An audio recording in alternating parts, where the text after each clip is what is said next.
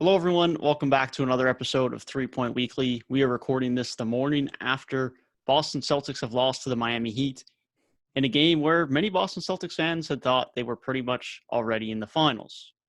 We're joined by a Boston Celtics fan and a Jimmy Butler fan. So this is going to be quite a good conversation. We'll start with the Jimmy Butler fan, someone who was absolutely fascinated and very much enjoyed the performance by Jimmy Butler last night, where he absolutely took over the game.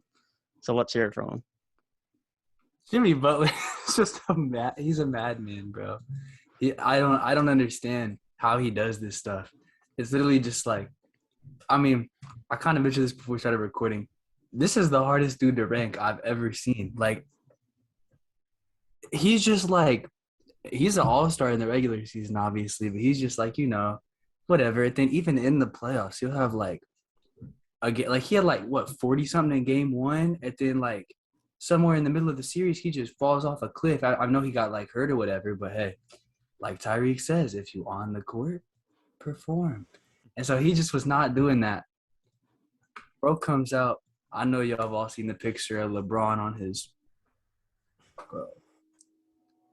an enigma. He's just an enigma.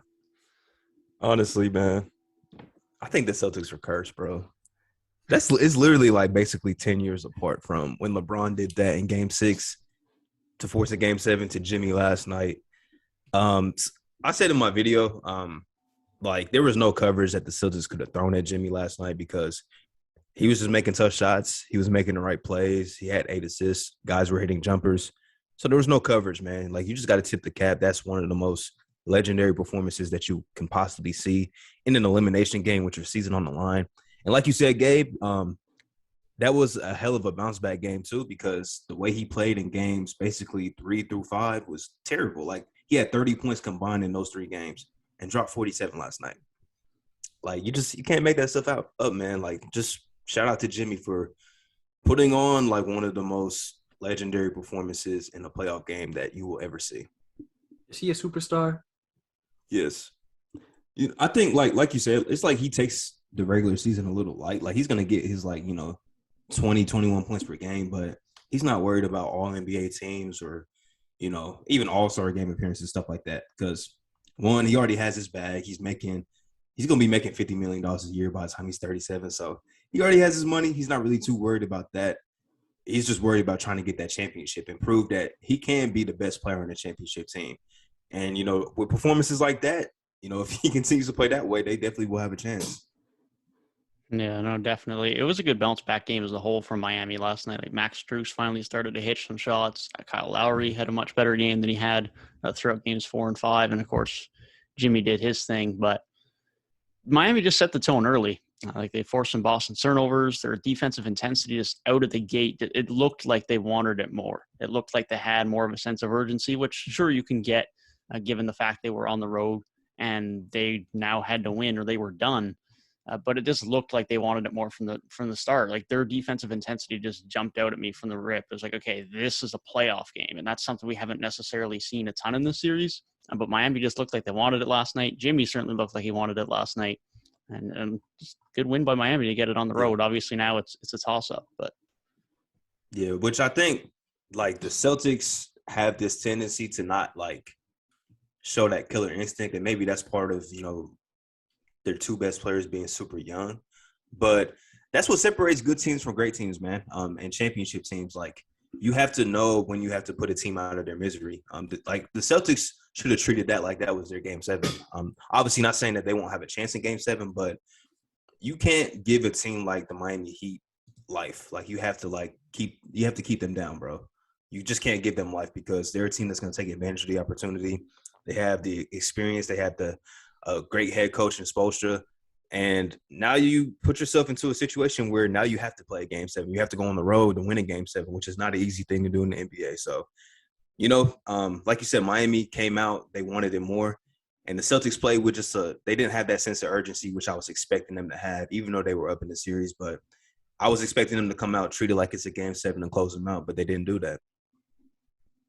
I think this will be Jimmy's first Game 7 since 2019. I'm pretty sure. Yeah. And that game was a hell of a game. I remember Jimmy was giving us hell up until the very end.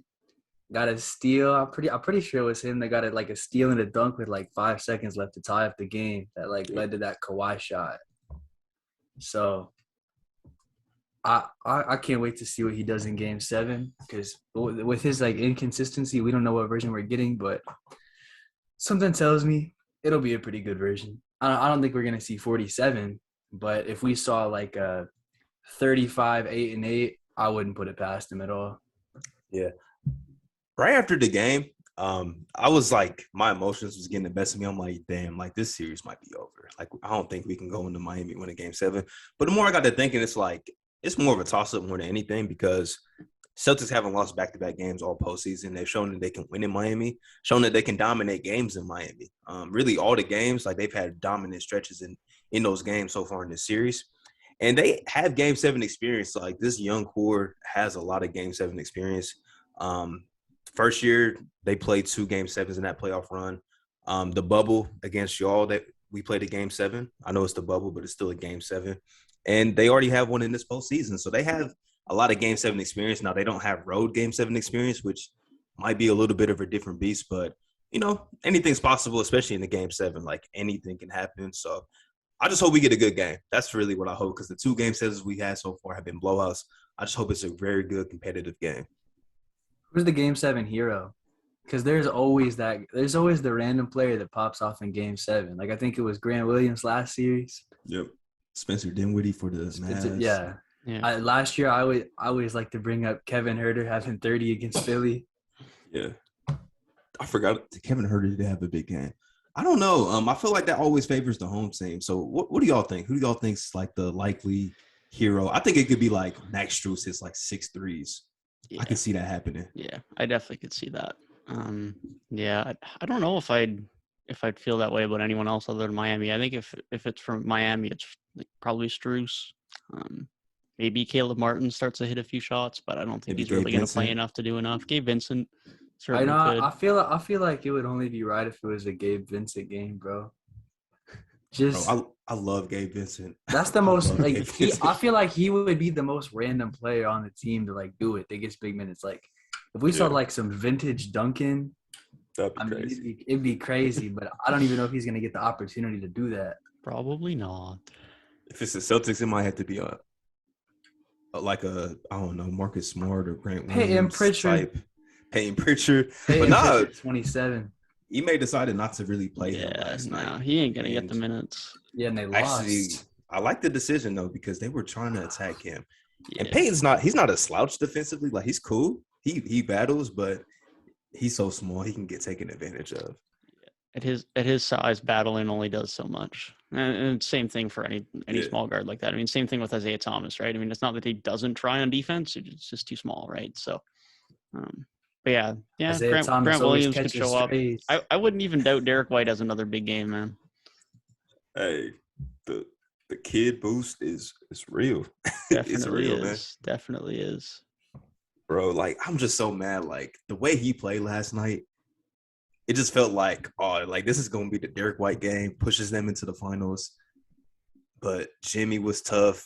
Kyle Lowry hit some big shots, like vintage Kyle Lowry, just tough shots that ended the shot clock that you don't think should go in, but they do. He had a great performance. Max Strus, we mentioned him. Man, it's just like everything went right for Miami, and they still barely won. It's like the Celtics have dominated this series, but Miami's just so resilient. They win the close games. And now we got a Game 7. Bro, StatMuse just tweeted, or I guess they didn't just tweet. It was 13 hours ago. But it says, here are all the players averaging 25 points per game on 50% shooting this playoffs. Jimmy Butler. It is just Jimmy. I feel like, honestly, that's not even like an artificial stat for real. 25 on 50% shooting. I think that's a pretty legit efficiency stat. Yeah, when you take a lot of middies and at the rim, you probably shoot 50%. Catching strays. He still shot 50% from 3 on your team last night, though. No, I'm not like shooting shots. I'm just saying. I was about to say. Wait just a minute. No, I'm not in the position to be shooting shots at Jimmy, bro. He just dropped 47. Hey, somebody also tweeted. I saw. They said if the Warriors win the finals and Steph gets Finals MVP, is he top 5 all time? Top 5? I know. I'm just like, bro, What is that? what? He has Like, a No great he has a way. great resume, but not top 5 resume. I've seen some people talk about top 10. I'm like, okay, sure, but top I can see top 5? 10. listen, he has a great resume, but it's like I think he would have to win the title this year for the Finals MVP. I think get one more, kind of like how Kobe did. Mm-hmm. Like, because Kobe, like, because let's be real here. Steph's 3 finals wins, he averaged 26, 27, and 28. Okay, and so that's pretty good stats, just like how Kobe from like I don't know. I mean, 2000 he was pretty solid, but especially like 2001 and two, like he wasn't Finals MVP, but he was great. Then he came around 09, 010, and he was like Finals MVP, like the guy. So if Steph does that, Yeah. I mean, him and Kobe, they damn near neck and neck. Mm-hmm. If he wins another ring, he will have 2 MVPs. 2 Finals MVPs, he'd have more MVPs than Kobe. Does he have 20K yet points? Would he be same amount of rings, same Did amount he? of Finals MVPs? Sure.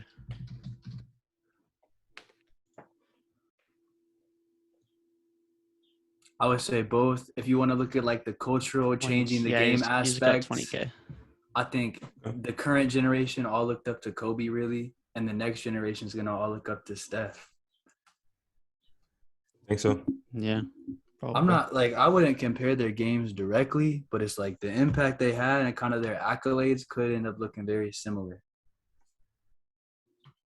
Yeah. I see a lot of people saying Kobe's like barely top 10 or not top 10. And I don't know. It's weird. I go back and forth between Kobe at like 5, 6, or 7 all the time. I don't really have a like top 10 list, but No, me neither. I just know Kobe's in there. Like, Yeah. Yeah, I don't know. If someone asked me for a list, I got nothing. I like my like 5, 6, 7 range flips all the time between like Kobe, Duncan, and Bird. If you ask me right now, I'm probably saying like if you ask me right now, I'll probably say Kobe 5, Duncan 6, Bird 7. I saw somebody say It was like Larry Bird was more ahead of his time and Magic was more for his time. And it got me thinking like, yeah. Kind of makes a little bit of sense, bro. People really think Larry Bird wouldn't be like good today. And I just like, I think it's interesting. I think it's an interesting take. Yeah, Bird is like a good passer at like 6'8", good shooter. exactly. Stuff that would stick out. The worst thing about him over anything was just his durability. Yeah, he did get hurt a lot. I mean, yeah, he only played like 10 good years of basketball, but then Which his is like very back crazy. gave out. So it's Yeah. like he was a good defender, but he tried so hard that his body gave out.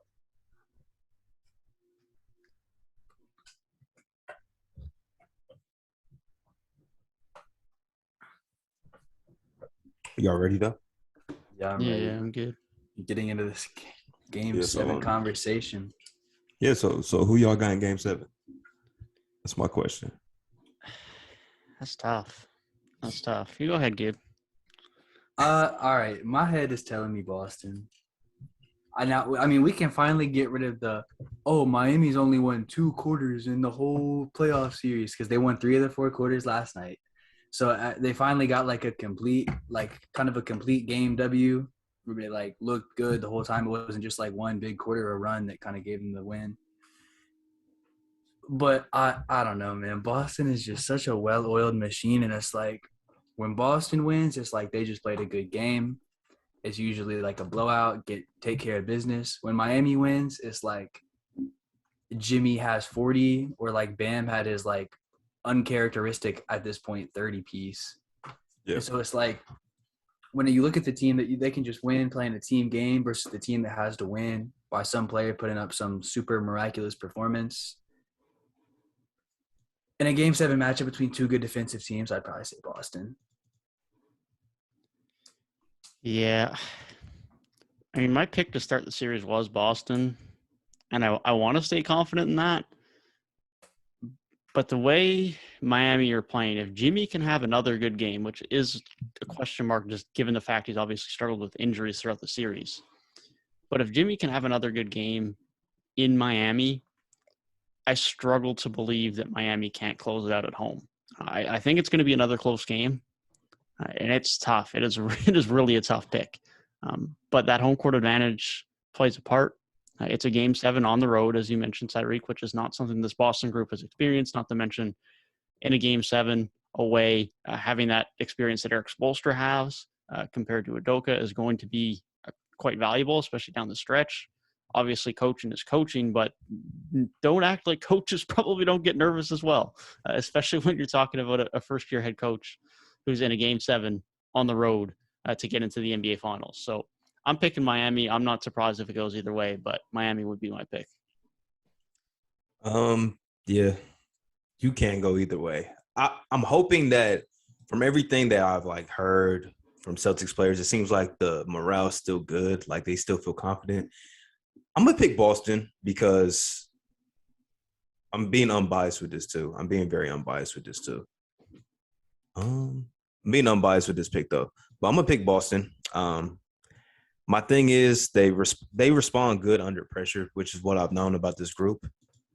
And I don't think Miami can shoot as well as they did in the two games they won in Boston. I don't think that they can shoot as well as they have because it's been so inconsistent all postseason long. And I just don't see a world in the game 7 where they're just going to shoot as good as they did last night.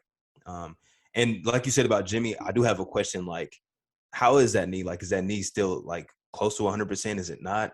I'm worried about that. And he had to go all out for them to win that game last night. You know, you can't expect him to have to do that again in the game 7. So unless Bam all of a sudden plays good with Rob Williams on the floor, I think I got to go with Boston. I think they are the better team. And I just think they respond good under pressure. I know Miami has a lot of coaching experience, a lot of playoff experience, but I think Boston's going to be able to pull this one out, man. I really do. And that's the thing about Miami. I feel like they're like hardly ever the better team. Like if you looked at them and Philly on paper, I probably would have told you that Philly was the better team, but they just always find a way to win, which makes it so tough. They're like the hardest team to predict because this team could literally come out and just win the game easily, or they could come out and score 80 points. Yeah.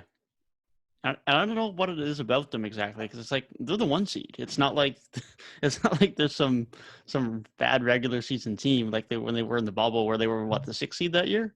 I think it was 5. 5 seed. So it's They're like 4 or 5 because they had that Indiana matchup. Yeah. So like they weren't a top 3 seed. They weren't some favored team, but like they're a 1 seed this year, and yet the whole narrative of the playoffs has been Miami aren't that great. Even for me, like I've said that multiple times in past videos, like I didn't believe in them that much as contenders. I was worried about their offense. They haven't really gotten their credit, and they are hard to evaluate for whatever reason. But they've shown now, although inconsistently, that they can compete with Boston. Now, how that lends into the finals, that's a whole other discussion we'll have later. But it's going to be a tough matchup in Miami. It's an absolute toss-up for sure. Absolute toss-up. Yeah, I feel like it's just so interesting to watch them play. Just because it's never like consistent with who, like, I don't know, with who's going to take the majority of the shots. I think Tyrik froze. Yeah, I think so. Oh, no. Technical difficulties again?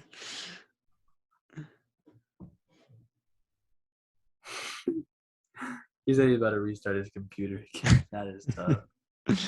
This is unfortunate. 2 weeks in a row. This is a bad omen. I got to make sure my computer is really working next week, I guess. No doubt.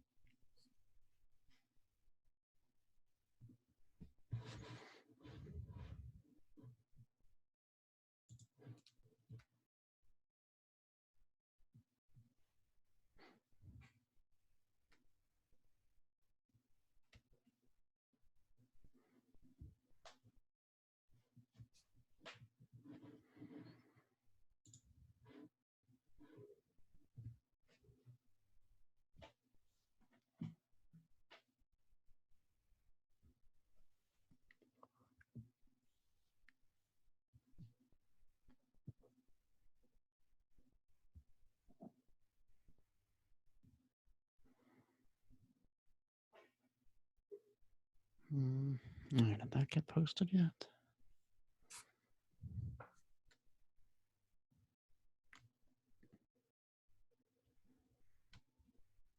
No.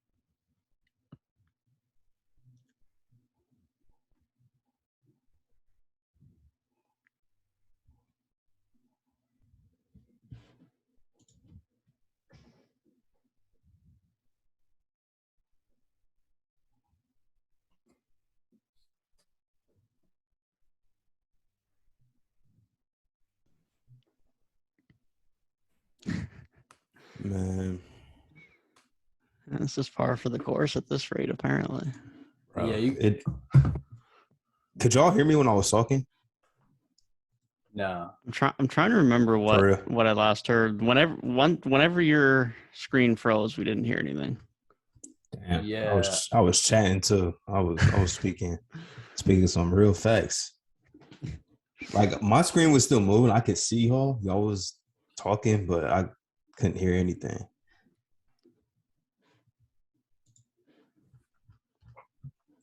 Zoom just don't want to be working like that, apparently.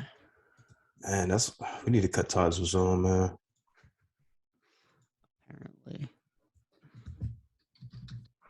Miami's just such an enigma, bro. Literally, last time the computer issues happened was because we were talking about Duncan Robinson, 90 mil. It's always when talking about Miami. And it was right when Tyrik picks Boston too, which is Boston better win Game 7. Miami out here is Miami out here messing with the pod. Bro, the Miami Heat have hexed us. Every time they catch a stray on this podcast, it crashes. Y'all gotta stop being so disrespectful. Man. Hey, I picked Miami, man. I know. I think I picked Boston in Game 7, but I think I might have been the only one on here to pick Miami in the series. I think Miami in 7 was my original pick. Yeah, you were the only one for the start of the series. Did I say Boston in 7? I think you said Boston in 7. I said Boston in 6. Well, look at that. I feel like I probably said Miami in 7, but it wouldn't have surprised me if I said Boston in 7. Because I remember one time we were talking and I was like, I'm pretty sure you said Miami. I know one time we had a conversation where I was like, it's time for Boston to go to the finals. They've been to the conference finals like a million times. Yeah, I think that was earlier on in the playoffs, but yeah, that might have been like around the Bucks time, but I don't know, man. I just rock with Miami. That scrappy team, man. They're like the 04 Pistons type. It's just I don't know. Kinda, yeah. The team that you're like they shouldn't be coming out of here, but they just do. And I had a good little spiel too, man. I was talking my stuff. Really be happening that way though. Man. I mean, all I was saying though, I was just like, I don't see Boston losing. I feel like they play better under pressure. We seen that. My dad was saying last night, he was like, they're terrible front runners, and I think that's true. And now I think all the momentum seems to be back on Miami's side, and they seem to respond good under that. And I don't see Miami being able to shoot as well as they did in the 2 games they did win in Boston, because it's just been so inconsistent for them all postseason long. And they really shot the 3-point shot like great last night. And I don't see that happening again, especially in the Game 7 where everything's a little tighter. I think shot making is going to be very key, and I think Celtics have the ability. Jaylen Brown's got to be better, though. Tatum has to be better down the stretch. I think those 2 guys, they seem like their morale is still high. Confidence is still there. And I think they'll respond in Game 7. I'm going to take the Celtics. No bias in that pick. Honestly, like this is just my basketball analysis. I'm going to take Boston to win that Game 7. Hopefully it's just a great game, though, in general. I think the final score is literally going to be like 94-90. It's probably. This has been a scrappy doubt that. series. Like, even in the blowouts, like, the shooting has been terrible, like, god-awful. Outside of, like, some spurts from the Celtics, and then Miami's had a couple games where they shot really well. Other than that, it's been a nasty series.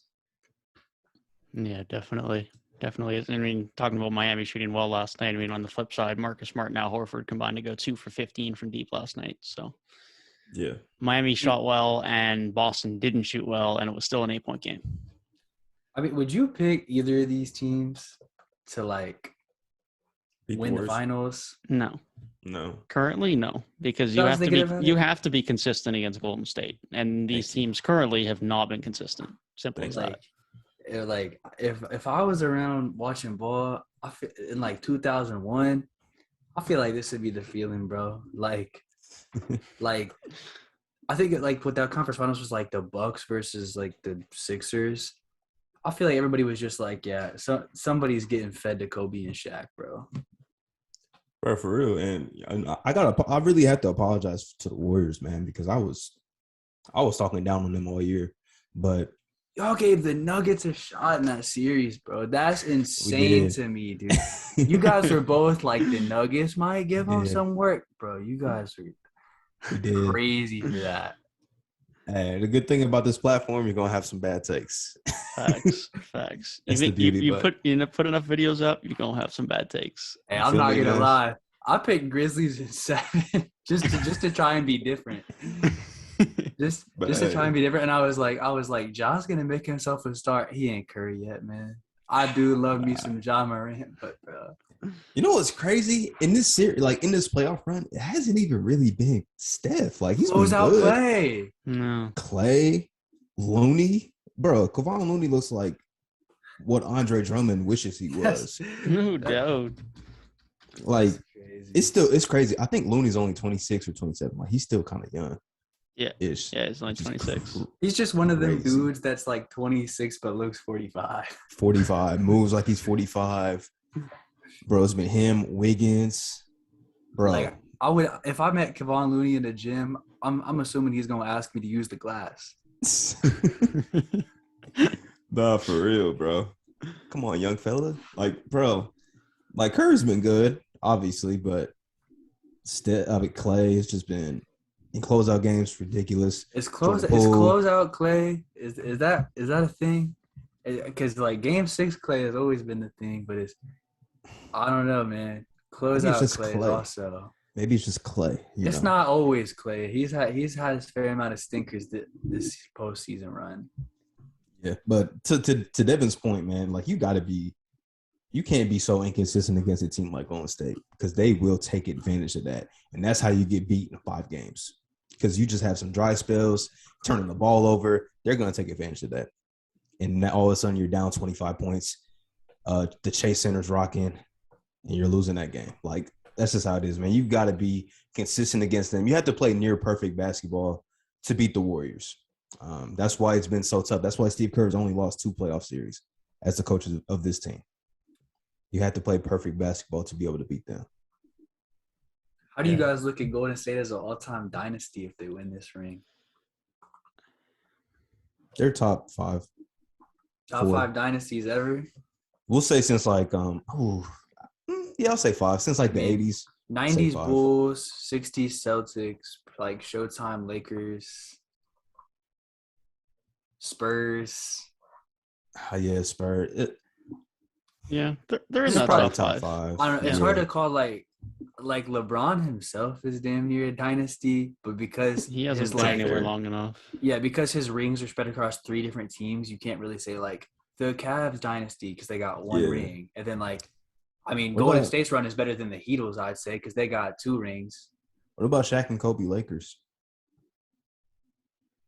That's a little dynasty. It didn't last as long as it. But I think their dominance in of itself gives them a spot, but that lack of longevity definitely hurts.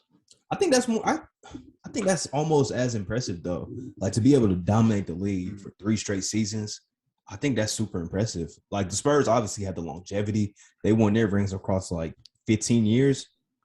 But to be that dominant 3 straight seasons is, I think, just as impressive, honestly. And the Spurs were like the first ones to beat Shaq and Kobe once they got rolling. For Yeah, sure. it's a good discussion. It really is.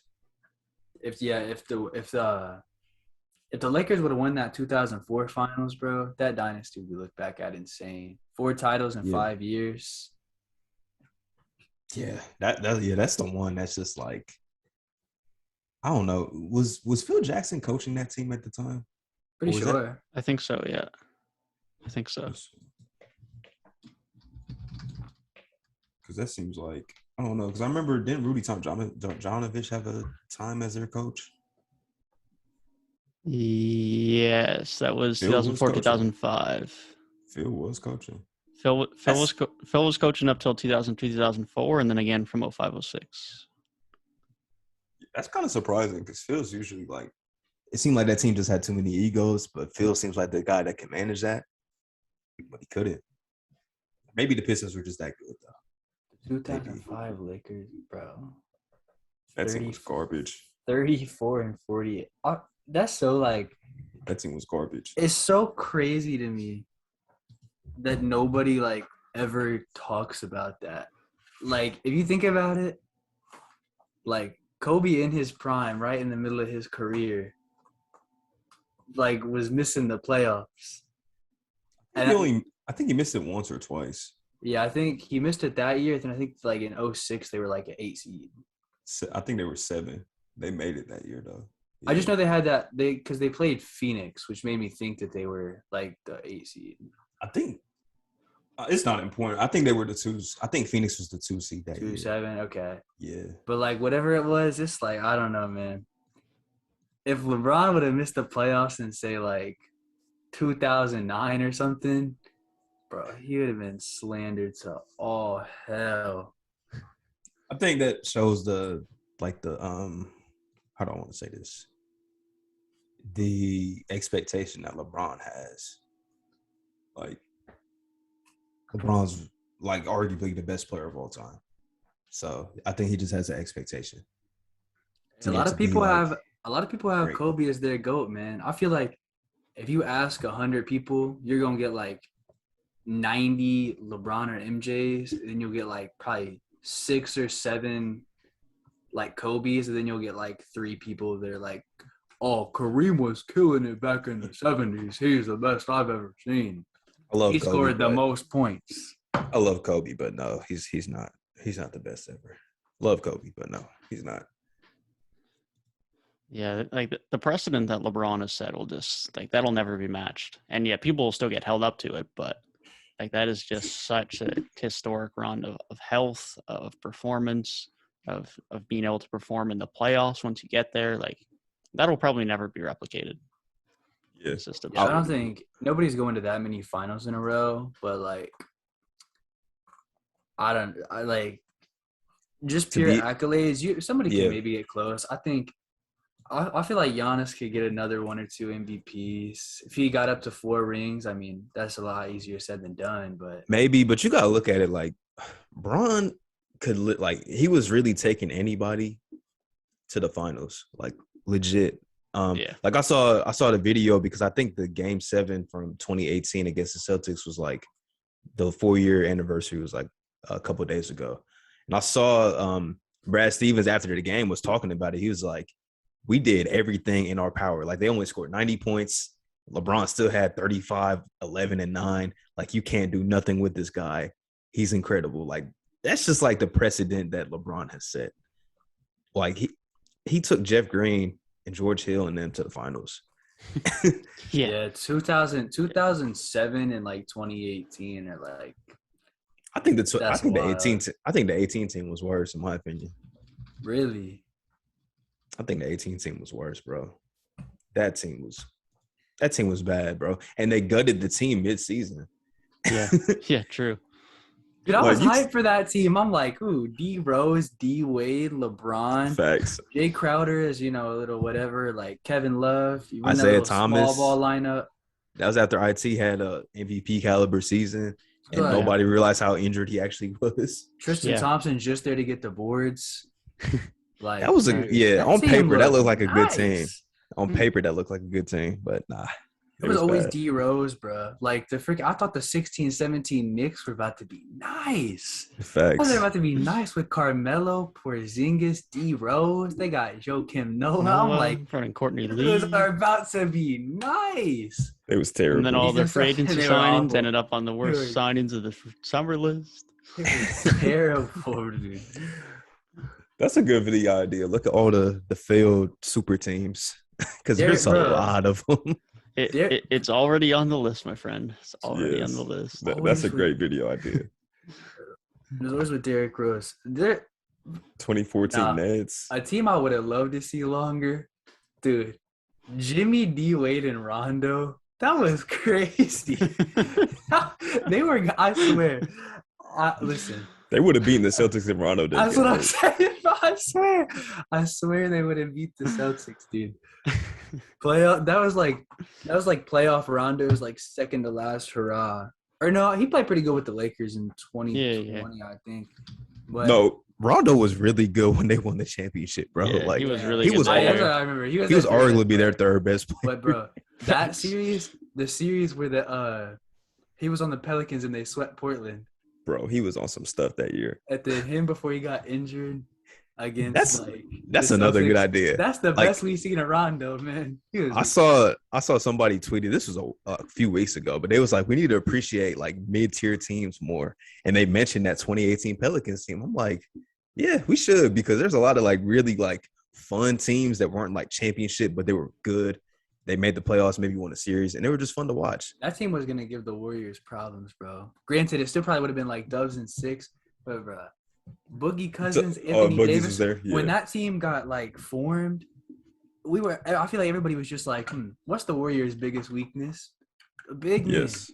And then they put like arguably like two of the best, like probably 4 big men on the planet at that point, because Embiid hadn't all the way arrived yet. Jokic obviously wasn't who he was.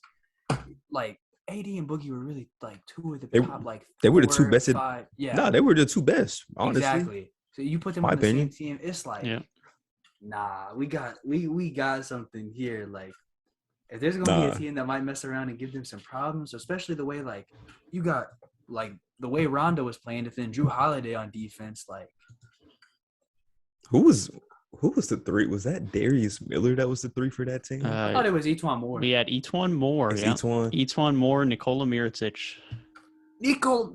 Bro, who that team immediately flamed out of the league the year after. That team would have gave some problems, dude. That was a fun team, bro. No, I remember. A really fun team. I remember they went. I think they played the Clippers, and they were dogging the Clippers. I remember Rondo threw like the hardest alley oop off the backboard to AD. Like that was a fun team, man.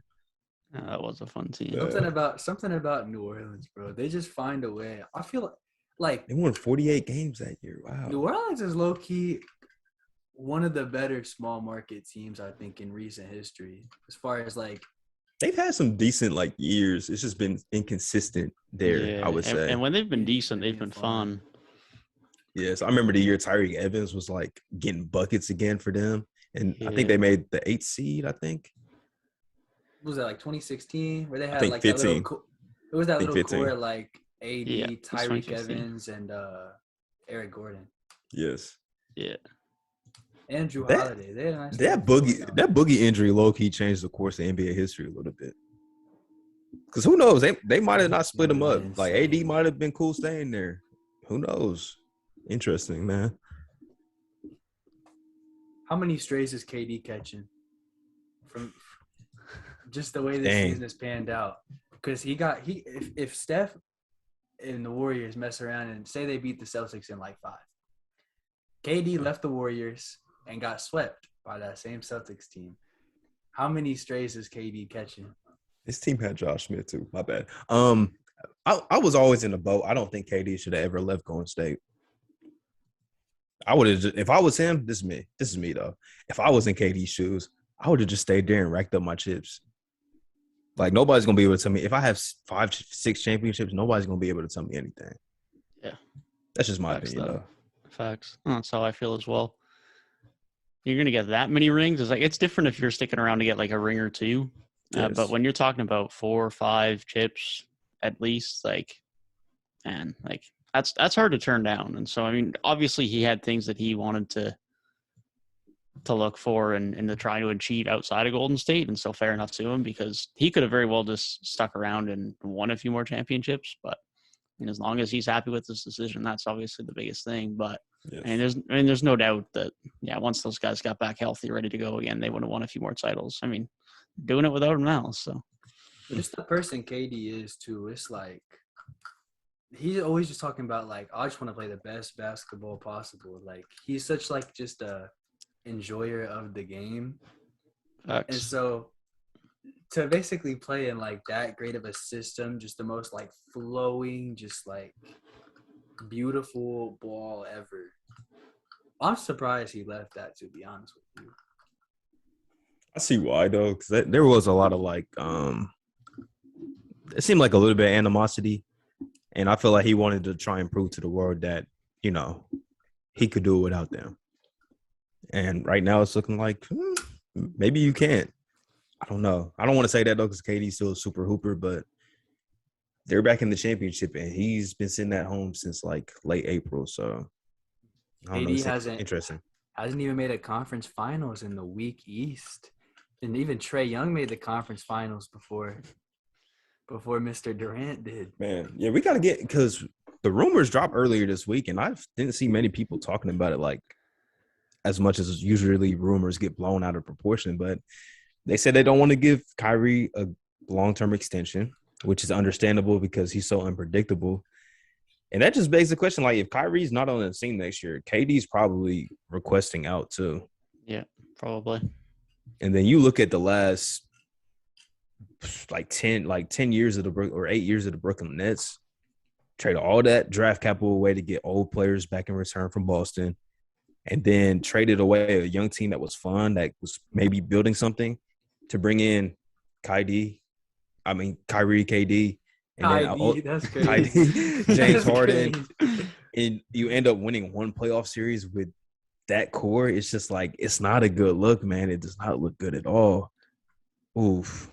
I would hate to be in that front office, man, because I feel that. The only positive spin you can put on it this time around, compared to with the group with Kevin Garnett and Paul Pierce, is that at least this time around you'll have a sign and trade for Kyrie, and you'll trade KD. At least you'll have assets to start with, as opposed to just starting from nothing. But I mean, obviously it's not a good look to go from we're a potential super team that's going to go win a couple titles to we won a playoff round. So I would be surprised if Kyrie doesn't come back, because I'm sure they're going to recognize that if they don't offer a max to Kyrie, that means they also lose KD, and they kind of lose everything at that point. And I don't think they want to commit to a rebuild, which is what will happen if eventually Kyrie does leave, and then in turn likely KD. But who knows, man? Who knows? Oh, man. I see what this team can be. You got, if you bring Kyrie back, it's like Kyrie, Seth Curry, Joe Harris, Kevin Durant. Let Ben Simmons play the 5, please. Just let him play the 5. You got Bruce Brown off the bench. Just round out the roster with some nice little veterans. Maybe use a Bruce Brown exception on somebody. Even if he's gone, just round out the roster with like some nice, maybe a mid-level exception guy, like some nice vet minimums. And just because you got like a solid 5. It's not like the Lakers where you got like a solid like 2, because it's like AD's there half the time and Russ is good half the time. So it's like LeBron and maybe one of them plays okay.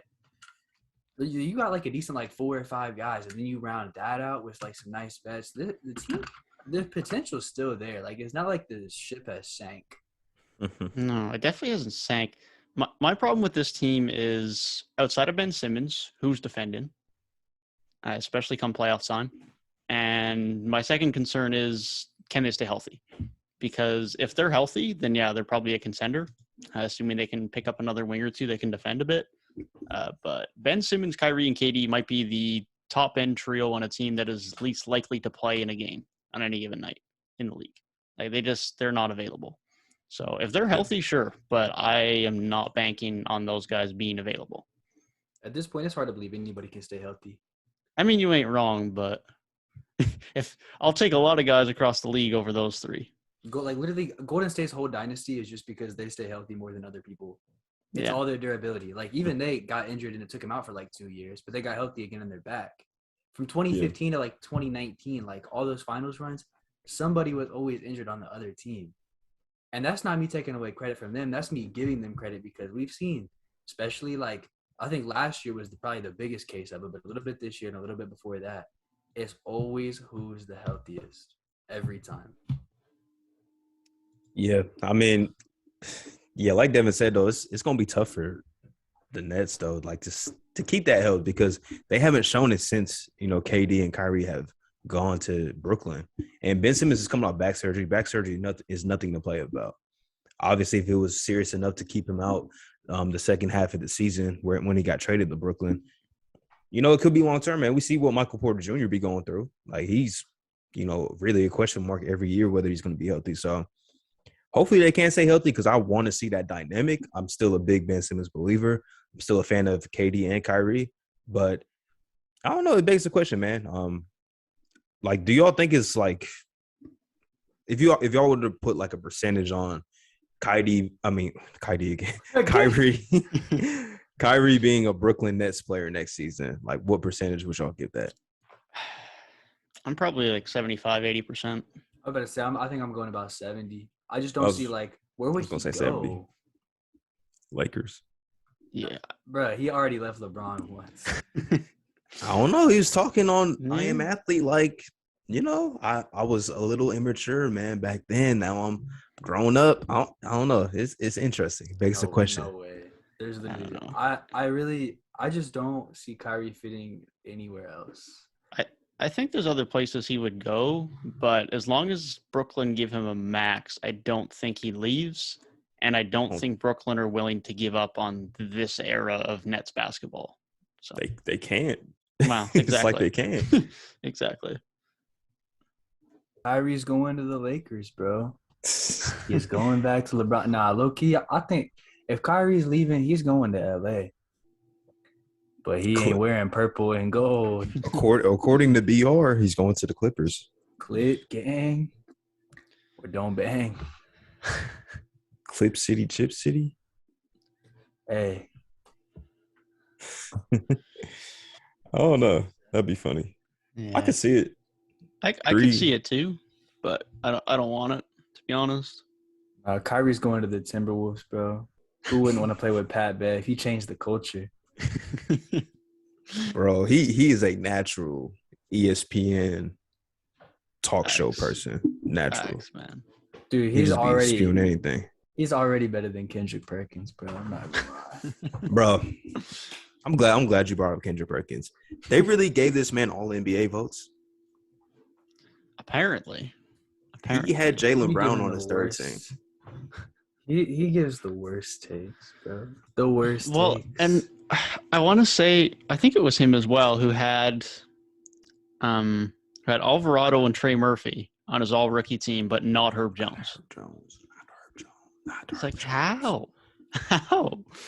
Hey, some former players just got crazy bias. Just because you played in the NBA does not mean you were a good analyst. No, God, no. That take is so bad, and yet it's so common. But there's a lot of overlap. Like, there's definitely a correlation between, like, it's just like how, like, some former point guards, like Jason Kidd, killed it as a coach this season. Steve Nash, another great point guard from the same era. I don't think he's that good of a coach. No. Like, just because you're, like, good at something in the game doesn't mean it translates to stuff outside of actually playing the game. There's a lot of basketball players that don't know basketball, and that goes for all levels of basketball.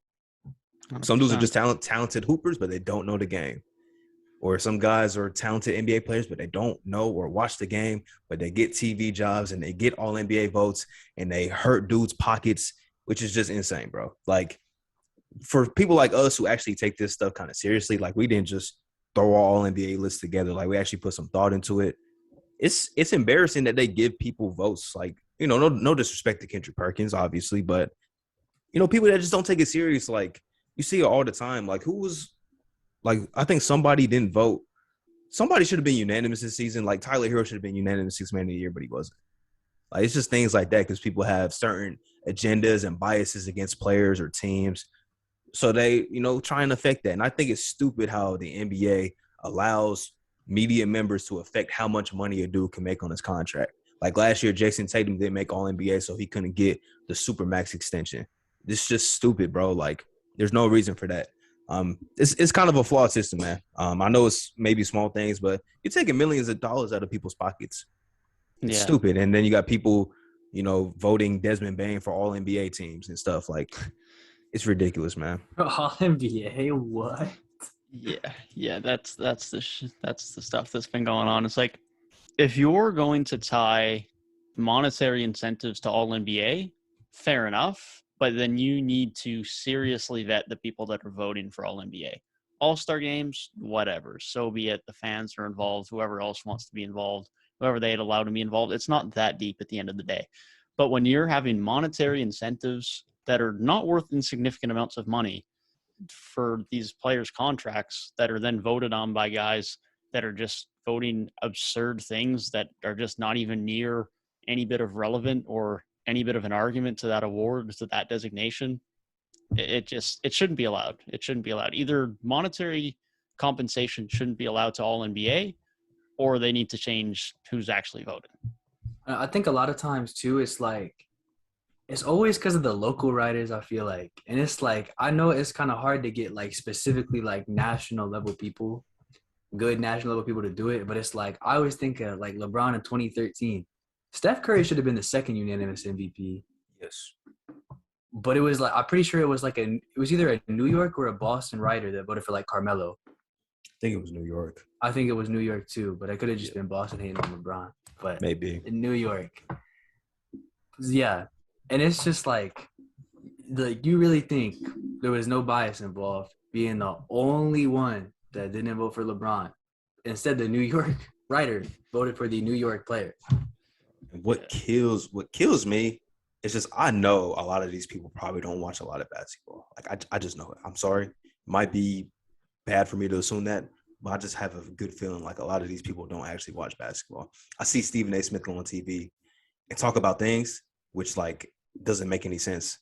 Like he doesn't know like some players aren't even active that night. Like I see that all the time. Like I'm just saying, when you think about it, some of these guys be on air doing stuff 6-8 hours a day, right? Like there's just no way.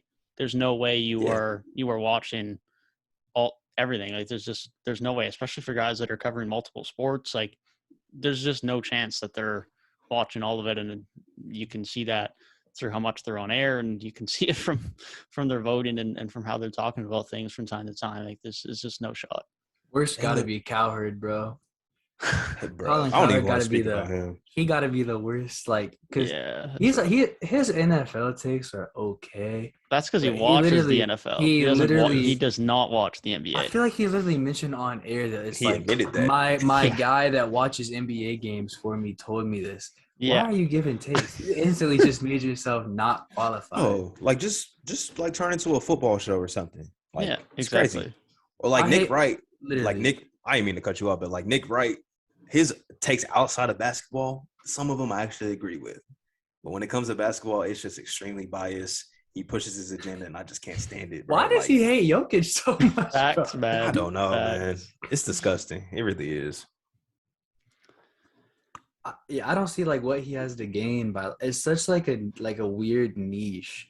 I guess it's to like maybe get the support. Narrative. Maybe it's like to get the support of like the tween community.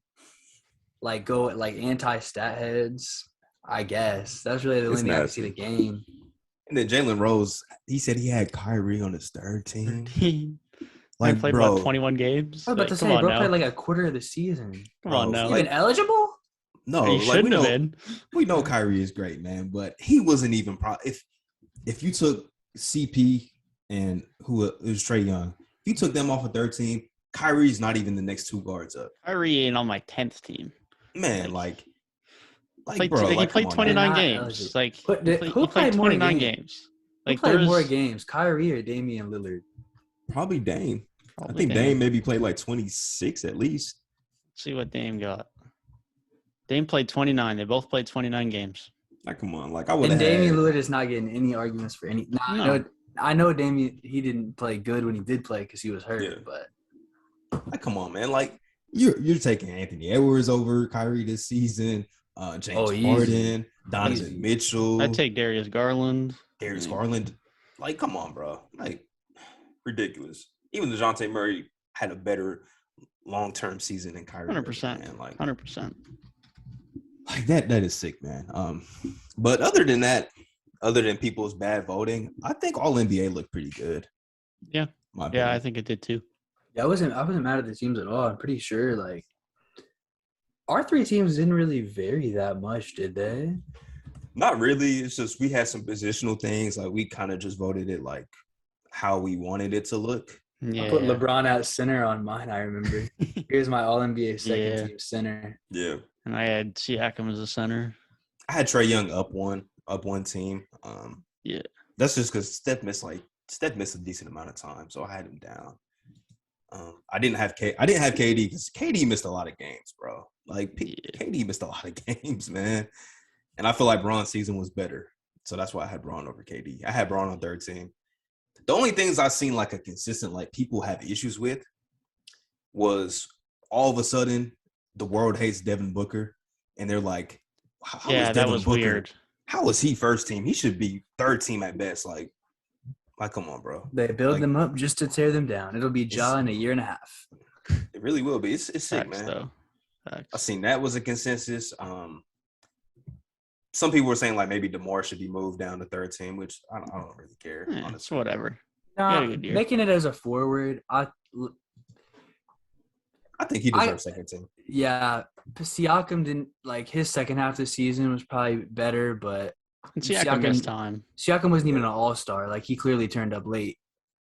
And then Yeah. the Lakers were just so bad. I'll give DeMar the edge over Bron. I'm pretty sure, the 15 players that made it were literally the 15 players that I had on mine. Yeah. You and me had the same, just I didn't have different CP3. spots. I didn't have CP3. You have That's what it was. Did you have Kevin Durant on yours? No, I took KD. I took KD off. That's what I thought, too. Yeah. I wanted to give Donovan Mitchell some love, so I had him on my third team. I think it's crazy how he hasn't made an All-NBA team before. Yeah. You guys know that is wild. there's only been 2 instances where a player was second in MVP voting and didn't make All-NBA first team. It's the same guy. It's Joel Embiid the Yeah. past 2 years. Man. Yeah, that's got to change. It's got to I I think know, the like- other – yeah. It's great being it's so tough literally being like you're a top 3 player in the league, but you don't even make first team, which now it just makes me think like, you know how pissed the centers had to be in like the 90s when it's like the best players in the league is like Michael Jordan, like 5 centers and then everybody else. Bro, it's like you're Alonzo Mourning. You're like one of the best players in the world, and you're like not even making all NBA teams because you got to go up with Hakeem, Shaq, David Robinson, and others. Yeah, like literally you got if you're any center that's not like David Robinson, Shaq, or Hakeem in that era, like it's GG pretty much. Here's my opinion. If you don't want to make it fully positionless, just make it like 2 backcourt players and 3 frontcourt players. Just do Yeah. that. I know. Make it like the All-Star teams. Man, thinking about especially that 90s era, we didn't even say Patrick Ewing, which means Yeah. Shaq, Patrick Ewing, Hakeem, and David Robinson just weren't making an All-NBA team. Insane. And That All is of those wild. guys are MVPs, except for Ewing, but he was one of the best in the world still. that's sick. Yeah, that's crazy. The Other one that I seen, people was like, maybe this is a TikTok thing. I saw some on Twitter too, but they was like, how did Pascal make All NBA? Like, have you been sleeping under a rock for the last like 4 months? Yeah, I You see didn't. what- I didn't see that too much, to be honest, which I was happy about because I was afraid I was going to, but I didn't see Pascal too much deserved- of it. I mean, Pascal deserved it. there's like, if somebody wanted to be nitpicky, they could say, oh, he turned up late and he was arguably not the best player on his team. He was the best player in his team. Yeah, that's not arguable. That's not. Think arguable. so? I feel Fred- like between him and Fred, Freddie didn't have a good enough second half. No. No, Look, that's not arguable. If Pascal was Freddie good. had as good of a first half as he did second half, then maybe. Maybe. But I don't think it's even close. I mean, yeah, then best player on a 5 seed. Bro, Pascal was good from the moment he started playing this season. Yeah. And he just got better and better and better as the season went on. So, Pascal deserved it 100%. Yeah. I think his spot was solidified, in my opinion. Telling y'all, Julius Randle stole his talent for one season. For real. It's so funny though. Like Pascal, obviously Siakam's much more respected now, and there's much less hate on him now. But he's always just been that guy that everyone will hate on, and then at the same time it's like, oh, let's trade for Pascal Siakam. And even still, he now makes an All-NBA team, and people just think the Raptors are going to trade him away. Like, no one else on that list is being For looked at like, oh what? yeah, let's just go trade away this All-NBA player. Like, no one else that made All-NBA is looking at a guy on a competitive team and is thinking, oh yeah, let's go trade for him. They'll definitely trade him away. But for whatever reason, that seems to be the case with Siakam. I think if the Raptors were to trade anybody in their core, I just got a feeling it would be OG. Bro, this is like, bro, this BR article I watched, reacted to the other day was so bad because I don't know why, but it's always Pascal and it's always Gary Trent Jr. who are always in the trade talks. And I'm like, literally, Gary Trent is like the only real shooting guard y'all have on the roster. Why would they trade him away? Like, he's always in trade talks, and he's shown like he can be super explosive at times and drop like 38, 40 points. It just don't make sense. Like you said, Gabe, I agree with you. If anybody's going to get traded, it would probably be OG because he has the most movable contract, and you could probably still get a decent return for him. So, I don't know. Yeah, People it's not Scotty, and Pascal's like the best player on the team. Yes. Yeah. Hell, if I think anyone's going to get traded after OG, I think Freddie gets traded before Gary gets traded. Just because he's older, yeah. I would agree. He's older. Scotty and Siakam can play point forward. Literally a consistent Gary Trent strikes fear into me. Bro, He's only 23. X, man. X. That's one of my favorite players in the league. I love Gary Trent. Like, I've been a fan of him since he was at Duke, and that's saying something, but I've been a big fan of him.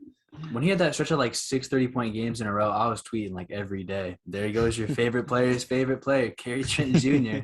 Every time I see him hooping, I just bring up the old receipts. Like, man, I knew this man was gonna be a steal, bro. I knew it. I still don't understand why Portland traded him away, but Portland just have made questionable decisions in the last 14 months, so I should stop questioning it. Dude, you know how much they would love to have a bat? Like, they could move off of Dame and not even feel bad about it. If they could have traded Dame for Ben Simmons, bro. You would have had Anthony Simons, Gary Trent. You trade Dame for like Ben Simmons, and then you still make the CJ to like the Pelicans deal, and you still get that back. Have this pick. That's an insane young core, dude. That's literally such a. It's crazy because they've drafted really well. They just can't make the right trades, bro. Because obviously the CJ trade, it happened. Like, that's a thing that happened. Yeah, and it was bound to happen. If you said, hey, Ben Simmons for Damian Lillard, you really think Philly's saying no? No way. No. And it's not like Portland gives up a bunch of assets with that because Dame is the best player in the trade.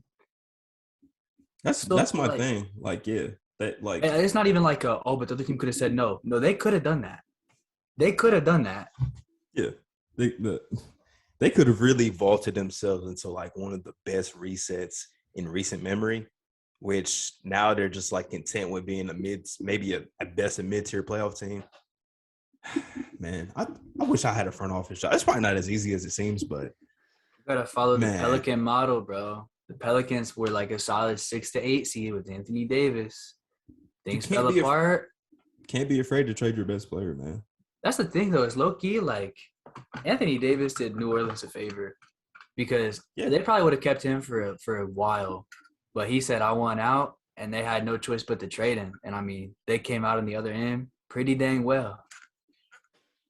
Not for real. A win-win trade if I've ever seen one. Well, the biggest win-win trade I can think of is Paul George to OKC. But nope. No? OKC gotta start doing something, man. I'm tired of it. No, I'm talking about when Indiana traded him to OKC. Oh. And it was Paul George for Victor Oladipo and Sabonis. And everyone thought Indiana got fleeced. That is a win-win trade. I definitely thought Indiana got fleeced. Because I was a big Oladipo guy. I still am. I still rock with VO, but he looked bad. Not bad, but he was underwhelming that year in OKC. Yeah. And then Sabonis didn't show any like real potential in my opinion. No, I mean Sabonis got told to be a 3-point shooter and he's still not a 3-point shooter. So tells you everything you need to know. So that's another reason I've been rooting for Miami heavy too, is because I was literally in love with Oladipo that year in Indiana. Like when they took LeBron to 7, had a chance to really win that series too.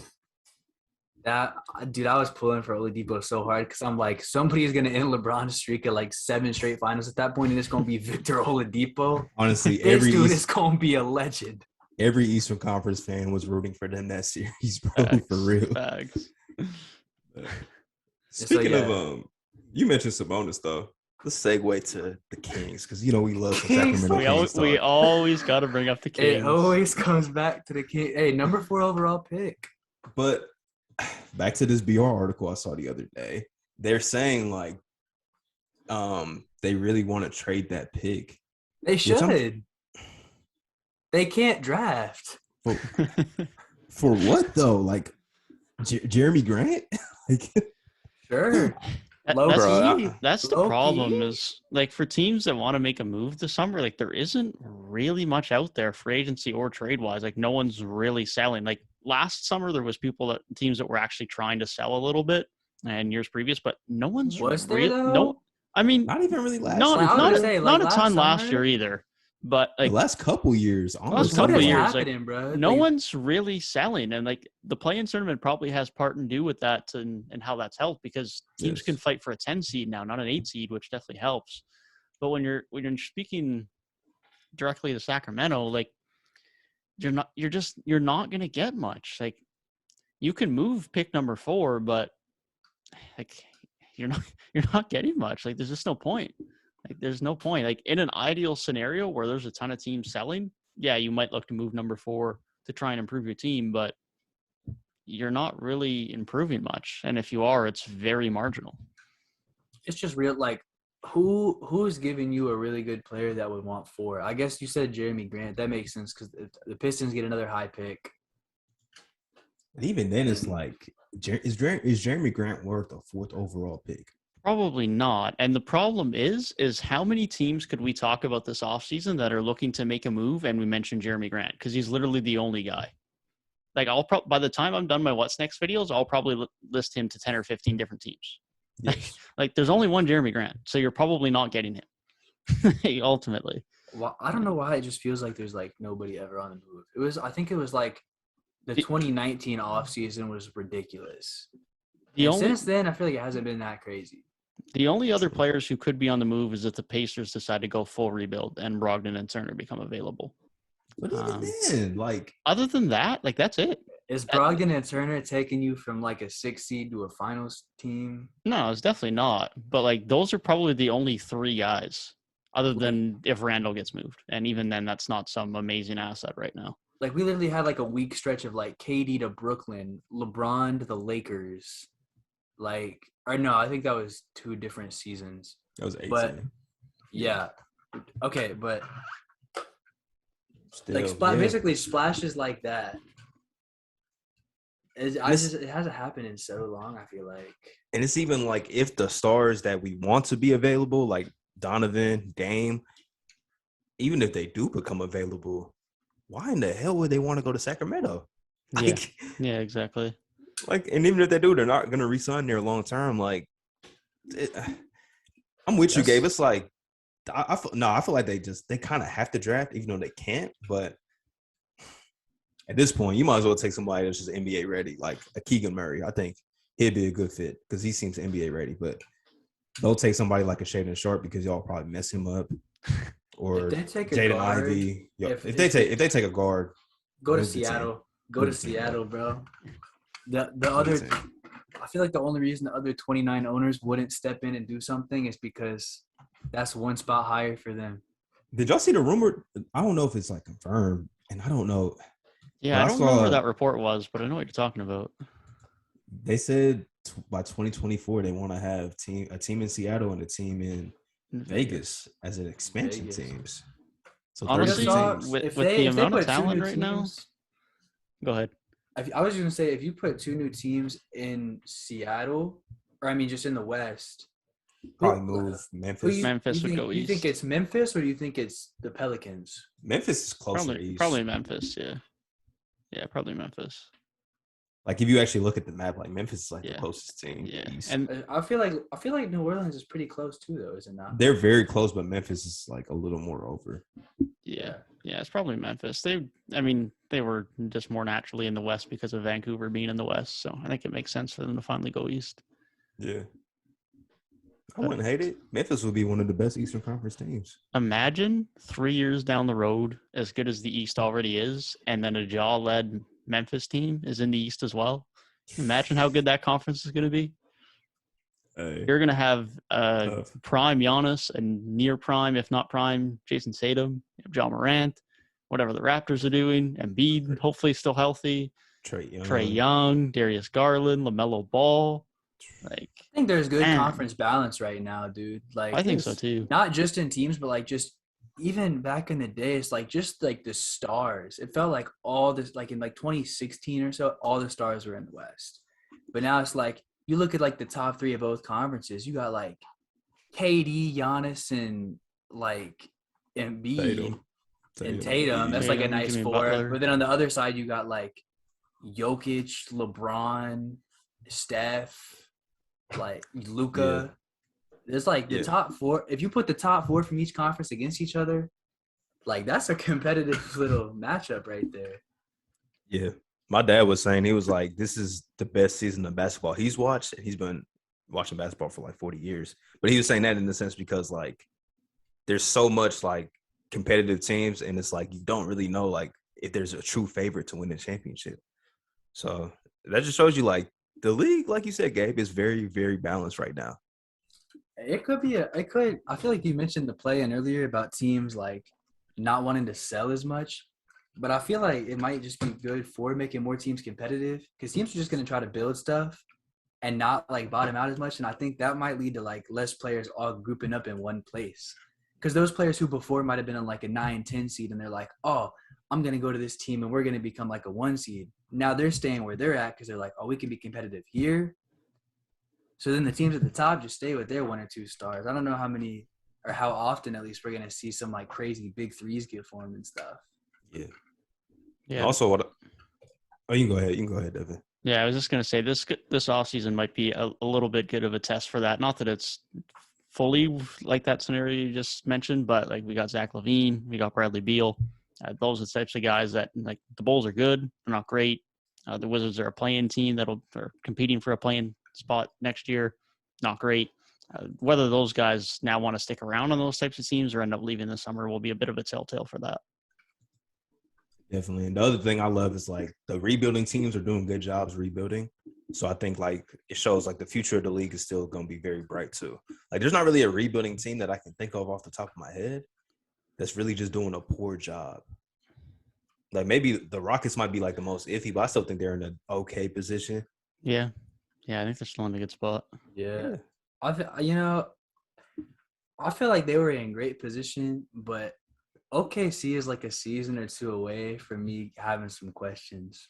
I have questions now about their rebuild. Like, honestly, they just went for the super long-term thing, and it's like they had the weird little Chris Paul year where they were still like good after Russ, but really since like I guess that was the bubble. So since 2020, 2 years into the rebuild, there's been teams like the Pelicans 2 years into their rebuild looked a lot better.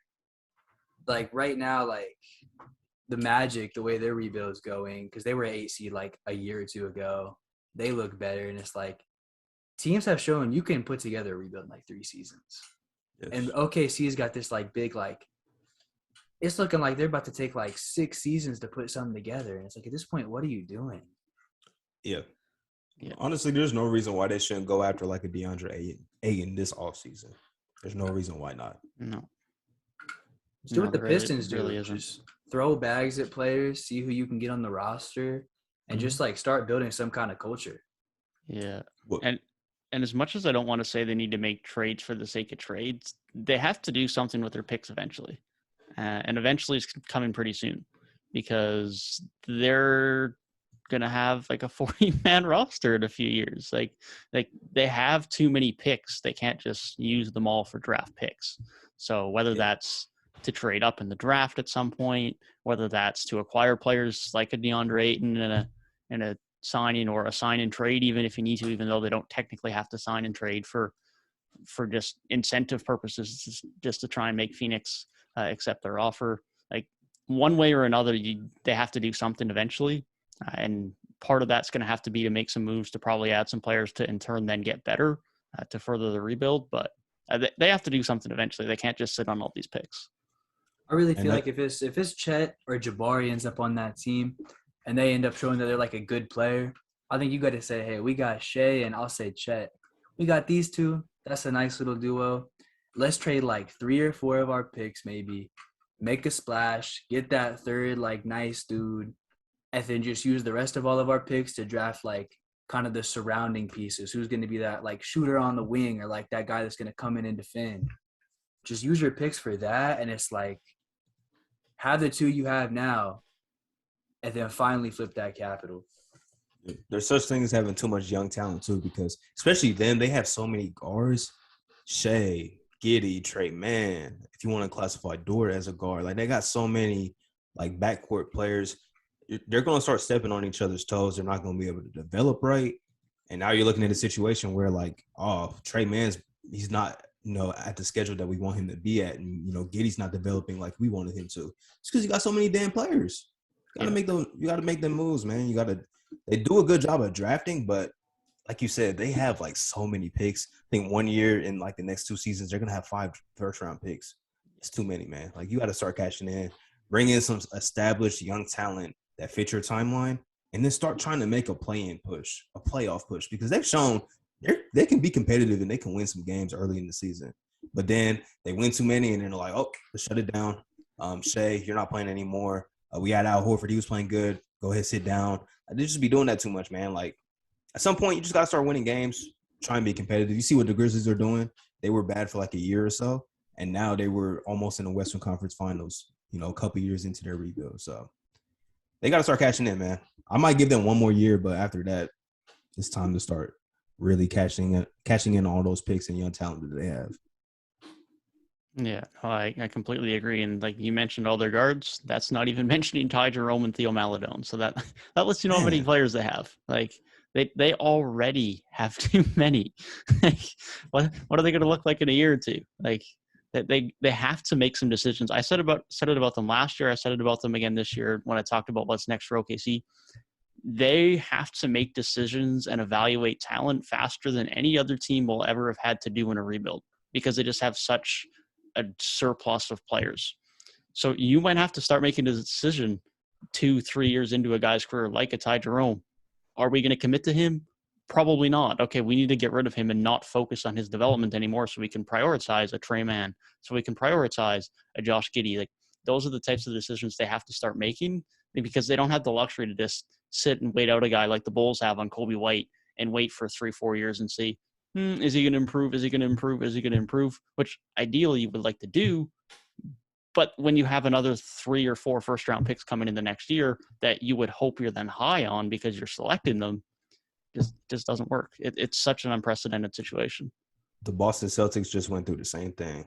I can count off the amount of first-round picks we just had, and a lot of those guys are not on the outside of JB, Tatum, Smart, Grant Williams. A lot of those guys are not on the roster anymore. And Aaron Nesmith, his leash is probably coming up short next. Romeo Langford's gone, Terry Rozier's gone, Gershon Yabusele's gone, RJ Hunter's gone. Like, so many people are gone. So it's just like there's such thing as too many draft picks. You got to start cashing in.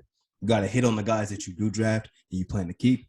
Then the rest, you got to make decisions, man. Like you said, they might have to make early decisions on some of these guys, but that's the cards that they wanted to deal themselves. So time's running up, man. They got to start making some at least play-in pushes, man. I'm tired of seeing OKC having all this talent but not doing anything with it.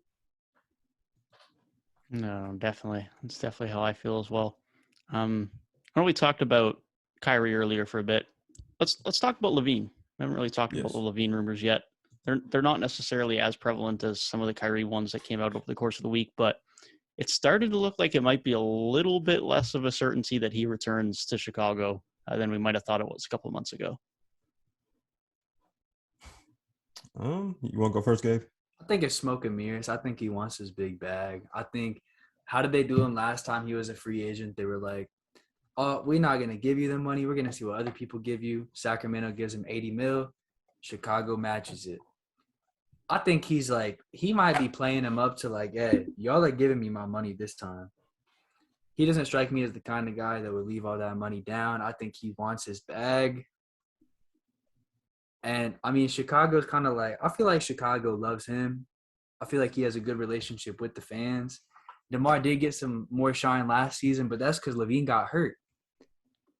Like, that's really when DeMar started taking over and became like the one. But really, there should be a 1A, 1B if healthy.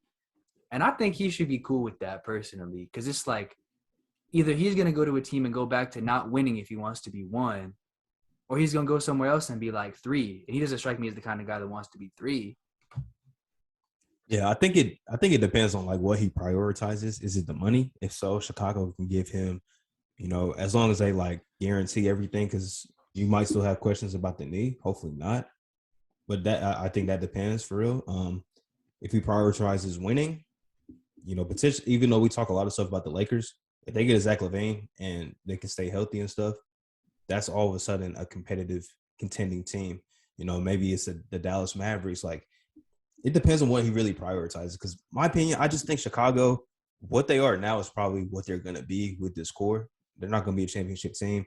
They can be a competitive, mid-tier Eastern Conference playoff team, which is not bad because they haven't had playoff basketball in so long. But it's like, is his knee really that bad? Can we get this level of DeMar the next 2 seasons of his contract? Is Vucevic the center that we're going to keep around? Just a lot of kind of question marks there. If he prioritizes being on a competitive playoff championship caliber team, it's probably not in Chicago, man. So it's interesting. I think this is probably something that's going to be hard to predict. You see the Spurs rumors, Dallas all of a sudden is becoming like maybe a landing spot. The Lakers, of course, are always going to be in the mix. I don't know. It's going to be tough. I don't think it's surefire that he's going to return to Chicago, though. I think the fans kind of realize that too, man. Like the big Bulls fans, I feel like they kind of notice like we might lose him, but if we do lose him, hopefully it's a sign and trade so we can get something of return back. Yeah. Yeah. Well, and unless he wants to go to a team like the Spurs and be the number one, then they should get something back if he wants to go to some type of competitor. But yeah, it definitely seems at this point where it's not certain by any stretch. I still, if I had to guess, would say he will be back in Chicago, but I don't think it's anywhere near as certain as it was, or at least what we thought it was a few weeks ago. I think there's definitely a possibility where we see him leave elsewhere to some team that's just going to have more success than Chicago ultimately, because as you said, Chicago we're going to be a good team, but nothing more than that. Oh yeah, I don't like any routes out for him that much, no matter what he prioritizes, because it's like if you go to a contending team where you're going to be better, it's like your role goes down and your money goes down, and it's like you got to sacrifice so much. And I don't know. It seems like some of the rumors were like, oh, he was unhappy with DeMar getting more shine or whatever, and that could be like pure cap. But even if it wasn't, why would you go to the Lakers or like the Mavericks or something? Because like LeBron's gonna get that shine. Luka's definitely gonna get that shine. Like the grass is not greener, and your pockets are lighter. Texas has no state taxes, though. That could be big. That is always a thing. That's always that's the Dallas Cowboys pitch every time. Yep. Gonna be a Cowboy. No state taxes. Dallas is a decent city. It's nice. I don't know. I guess that's probably the biggest domino really in the offseason. Yeah. Where's Zack Lavine going to go? I hope he goes to the Clippers, man. Why do you want everybody? Everyone's going to the Clippers, apparently. Because listen, okay, I feel like it's no secret that I'm a Kawhi guy. I don't know what it is about them wings that just give buckets, like Kawhi, Jimmy. I like me some PG. Obviously, DeMar. So something about them dudes just I don't know, but that team too, just the way they play, like that next man up type thing, hard to not like. Ty Lue coming from being the most clown coach ever to being like really nice. All everything around that team. Then like what they did last year when Kawhi went down, and they're like, "Oh, Clippers curse again." Then they go to the conference finals. Bro, I don't know how you don't like this team. It's like the classic, like you want to see like little brother step out of the shadow. So I just want to see them do something great. And then Kawhi is just such an anomaly too. Like how I just said it's so hard to rank Jimmy. Like now, bro, imagine ranking Kawhi all time is going to be such a difficult thing to do. Definitely. It's something about it. Like I love watching anomalies like that play out. I think I want to see Zach go to Dallas. I think that's my place for him. Mike Breen is hilarious. We need to have like a Mike Breen can for games. I just want to see like his actual reactions. I don't understand the sport of baseball. It's such an anomaly how like literally the two best players in the league are on the same team, and the team is still probably not a contender. You talking about the Angels? Yes, you got Mike Trout and Shohei Ohtani. Yeah, baseball is so weird. I used to like really love baseball, and I want to get back into like liking the sport and keeping up with it. But it's so hard to watch on TV that it's like, you know, and I don't watch Sports Center anymore, so that's how I used to like actually keep up with stuff. So it's like such a weird sport. Yeah, I feel that. The only time I kind of tune in is when the Jays get good, and then I'll watch like the last 15, 20 games of the year in the playoffs, and that's about it. Yeah. Shout out to Vladdy Jr. Yes, sir.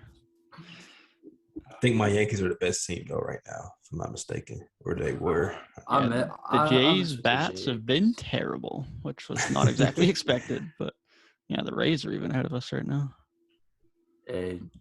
Jays, they're not bad compared to my team of choice. Are you a Reds fan? Yeah, they. And this one belongs to not the fucking Reds. Hey, we still might finish third in our division still. Y'all started 4-21 though. Y'all looking a little better. We started absolutely horrendous, but we just won series against the Pirates and the Cubs, and we're only like 3 games behind both of them. So we might pass them up. Yeah. Think about baseball. It's such a long season. Yeah, so that's the other thing too. Is like it's so hard to get excited about one game because it's like, okay, we got 162 in a season. Like, man, until it gets late in the year, it's hard to feel like one game really means that much. And they say the NBA season is too long. Now imagine you had double the amount of games. Yeah, facts though. Facts. Man, to be out here having 30-man rosters, really load managing at that point. Then 3 different farm systems. Like what? Like baseball's so hard that literally like the best player on the team might not play every game. Because if it's like pitchers play like every like 4 games. Yeah. Did y'all used to play baseball as a kid? No, I never played. Yeah, I was ass. I was so ass at baseball, dude. For real? My hand-eye coordination was terrible. It's crazy because up until like maybe I was like 10 years old, baseball was my best sport by far. Like wasn't even close. Yeah, I played it. I played at school and stuff, but I never really played it. Just didn't have time. I wasn't even in like any kind of decent shape until like a year ago. Like I was not good at any sport. I wasn't either. I wasn't in good shape, bro. Even when I was playing basketball, I still wasn't in good shape. I was just like unusually fast for like my size. I don't want to say my size because I wasn't like fat, but like I wasn't cut or anything. I was like a average built high school kid for real. Bro, like until my senior year. I've never seen you play, but I just feel like you got a crazy crossover for some reason. I just feel for some reason, just specifically the crossover. I don't know why. I feel like if you hit that little like tap crossover, like I'm gonna just get soft. We really have to hoop. Like when you come back to Columbus, we gotta hoop. Like in the fall, we have to hoop, bro. It's a necessity. Nah, for real.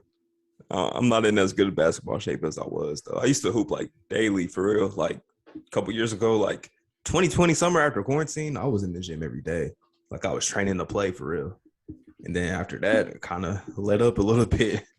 Not as good as I was. Dude, last summer, I was going to the gym at like 10:30. And then I get out of the gym, and then I drive to the park because they had the lights on, and me and my friend would just run ones and stuff.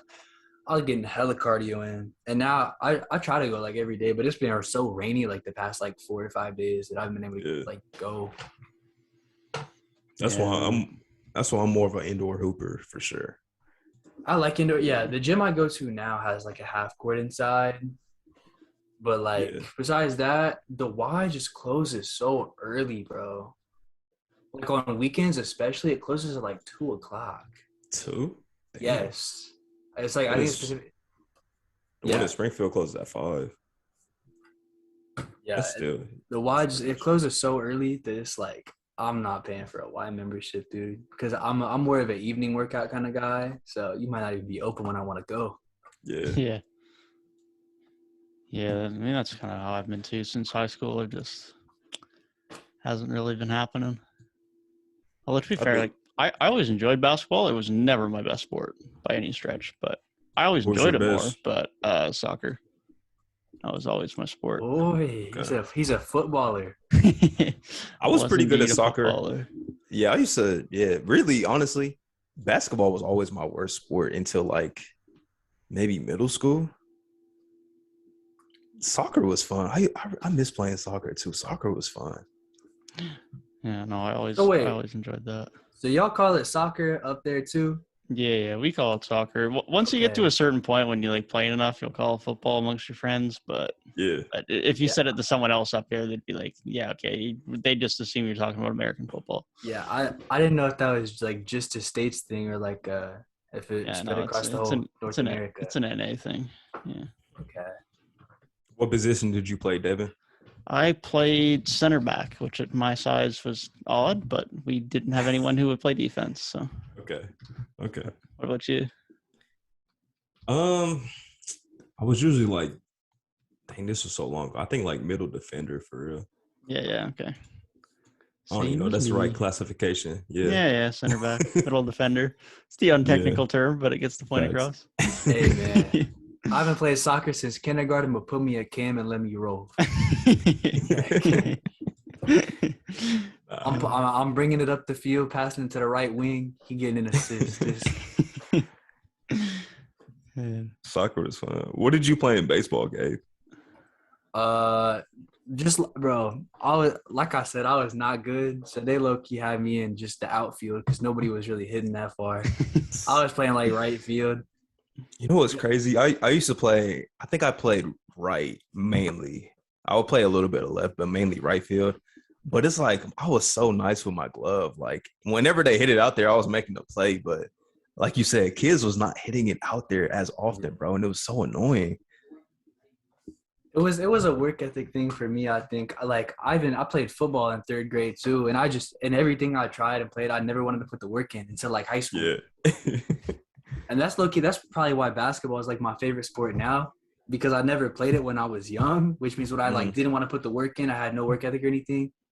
I didn't have that like negative experience with basketball, me not being good, because I wasn't really putting the work in needed to be good. Yeah. So when I finally got into it and it's like, okay, let me actually try a little bit to get some game.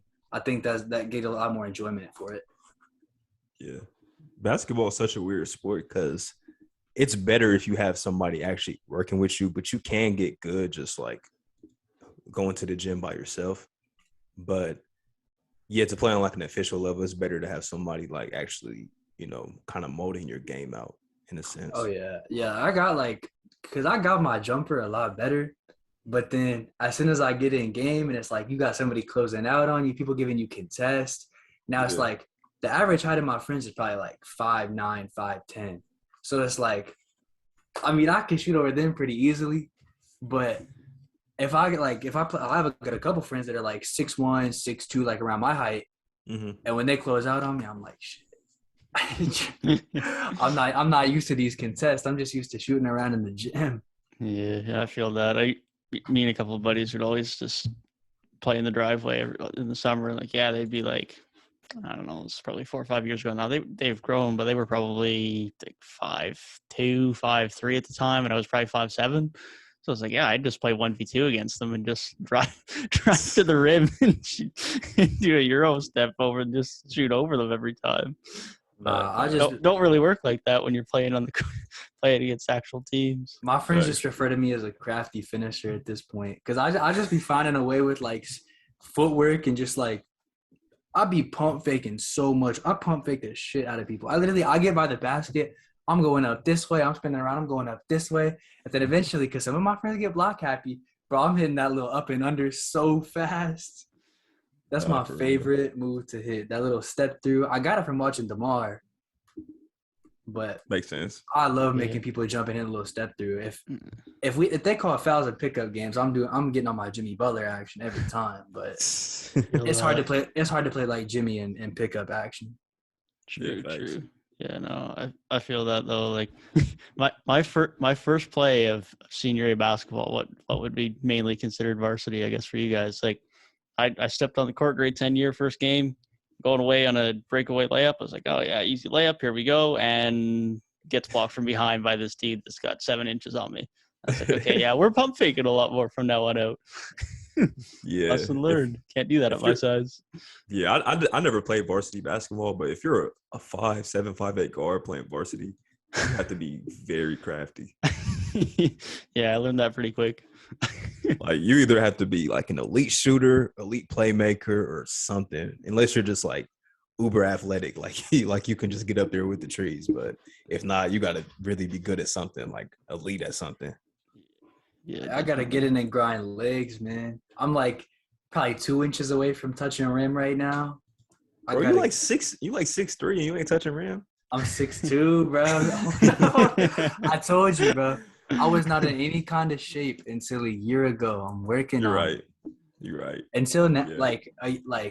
until now, I probably was like 10 inches away from touching rim at 6 foot. You better than me. I can smack backboard, but that's it. I'm not. That's about never as good as I'm had doing.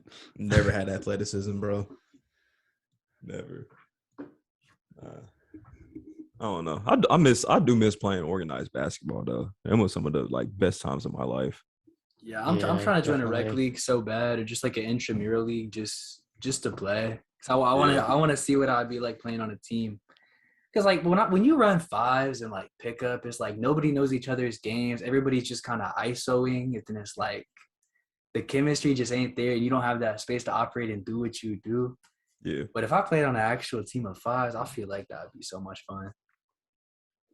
No, for sure. I think the last time I played in I played in a rec league. I think it was like right before COVID. Like COVID actually shut it down. And yeah, I haven't tried since, for real. I don't even really hoop as much since then, honestly. It's just the craziest thing. Yeah, no, that's me too. Like I would have last played like early 2019, I guess. And since then, just Yeah. haven't really been at it. Next time I'm playing is in about 4 hours. Oh, that sounds pretty good. Yeah. Yeah. Well, I'm still in Columbus. I don't be knowing where like the hoop be at here, like during the summertime. I'm gonna have to text some people that I know because I'm trying to get consistent at hooping again. Just to stay in shape, bro, because that's the best form of cardio that you can ask for. You know, I was going out with my high school friends and playing, and then somehow one of them got invited by like some other people they knew. And then all of a sudden I ended up in this basketball group chat with like 10 people. Yeah, that's And dope. so they just be like, tomorrow at 6:30, and I'm like, yeah, I'm there. That's dope. Not for real. I guess we're in the after show portion. We have been in the after show portion for sure. Sometimes you just start, bro. When there's 3 teams left playing, it's a good time to be a fan. Yeah, facts. We touched on the game, some rumors. Yeah. Now we can just talk about anything for real. It's really just a nice. It's probably like 2 seasons in a row now where you get to like the final couple of teams, and it's like I'm cool with any of these teams winning. Like, there's no team where I'm praying on their downfall. Especially the team I wanted to see win the least out of the 4 left was Dallas, and Dallas is out. So now it's like the 3 Why? left. What's wrong with Dallas? It's not really anything super wrong with Dallas. It's more just I like the other teams more. Makes sense. Like- I'm praying on everybody's downfall that's left except for the Celtics. Like I don't know. I prefer Tatum, Curry, and Jimmy to Luka, I guess. I don't know why I can never like become a big Luka fan. I don't know what it is. I mess with Luka. He be talking Yeah. shit too. Thanks. No, I definitely mess with Luka. Terrible podcast interview though. I Yeah, wasn't really feeling the JJ Redick one. yeah. It definitely wasn't the best for sure. Like, it was Yeah. fine, but it definitely wasn't some amazing interview. Maybe that's what it is. Maybe it's just because I haven't heard him talk as much. Because I wasn't really a big Tatum fan until I watched his interview with JJ. And then I'm Mhm. like, dude, now I really rock with Tatum. Like, dude is actually dope. And then I really became a big Jimmy fan. Of course, in the bubble in that whole run, that was just actual, no pun intended, magical. But like that, and then him being on, like, that was the first JJ episode I watched. Me too. Like, that really put me on to Jimmy as well. And so, I mean, and then Steph, I would never had to have heard Steph talking like him. He's just electrifying.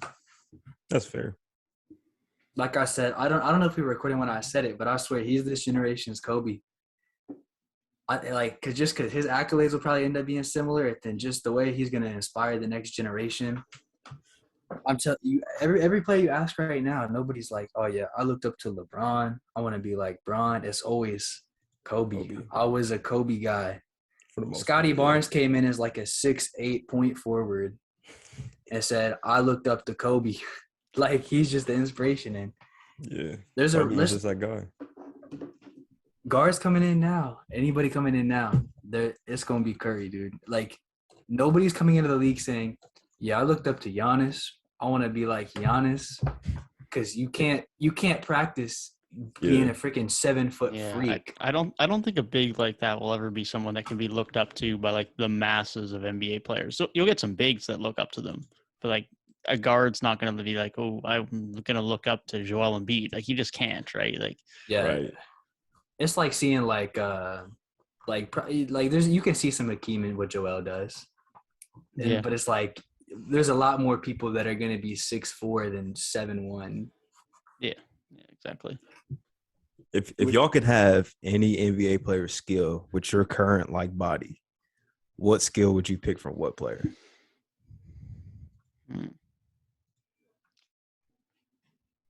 Probably Steph shooting, to be honest. I'm going to say Steph shooting. You see how, like, bro, Duncan Robinson got 90 mil from Duncan Robinson shooting. Now imagine like I can actually play make a bit and defend, although not to an NBA level, but yeah. I'm like an inch shorter than Steph Curry. So if I was able to shoot like him, think you'd be in the league? If I had Steph Curry shooting, yeah, bro. Duncan Robinson plays no defense and got 90 mil, and he's not as good as a shooter. Joe Harris got a bag for shooting not as good as Curry. Like, yeah, I feel like if anyone can shoot as good as Steph, you probably are at least getting a look. I feel like that's what you have to pick, because, like, say, how many players in the league right now are like, take every skill of basketball and you have the greatest to ever do that in the league right now? Like, think of like rebound. Yeah. Like, if you say the best rebounder all time, Dennis Rodman's been out. Like, he's not in the league right now. I mean, it could be anybody all time though. I mean, if it was not anybody, just current players. I feel like y'all would still take that shooting. Yeah. At my size, I ain't taking anything else. I'm taking Kyrie's handles. Listen, I'm taking Kyrie's handles. I don't want to be corny when I say this. You're about to be corny. Kobe's work ethic, just because, listen, yes, it'll help me on the court, but even if I don't even make it to the league, if you give me Kobe's work ethic, you will be the best podcaster of all time. I'm gonna be successful in life. You will be the best podcaster of all time. Literally. And so it's like, I think just in a way that, like, yeah, you take that skill, it stretches beyond the game. But purely game-wise, probably Steph shooting. But give me Kyrie's handles, man. I'm taking Kyrie's handles. Chris Paul's IQ is up there as well. Yeah, but you throwing that with your current skill set, like, how much would that really? IQ don't matter if you can't do anything with it. Right. Like, I can know that I can make the right passing read, but if I don't know how to make that pass properly, it don't matter. I would mess around with Westbrook's athleticism too. That's a good one. Yeah, that'd be a good one. For me, it was either like Kyrie's handles or somebody's athleticism. I was thinking was thinking Zion, for real. But Not the somebody's durability, athleticism. just the athleticism. Just the athleticism. Or like Zach Lavine. Just somebody that has extreme hops. Maybe Zach Lavine, for real, because he be gliding. Yeah. Give me But- give me LeBron's durability, bro. I wasn't even thinking of it in like a sense of me trying to get to the NBA. I was just thinking of it as me hooping.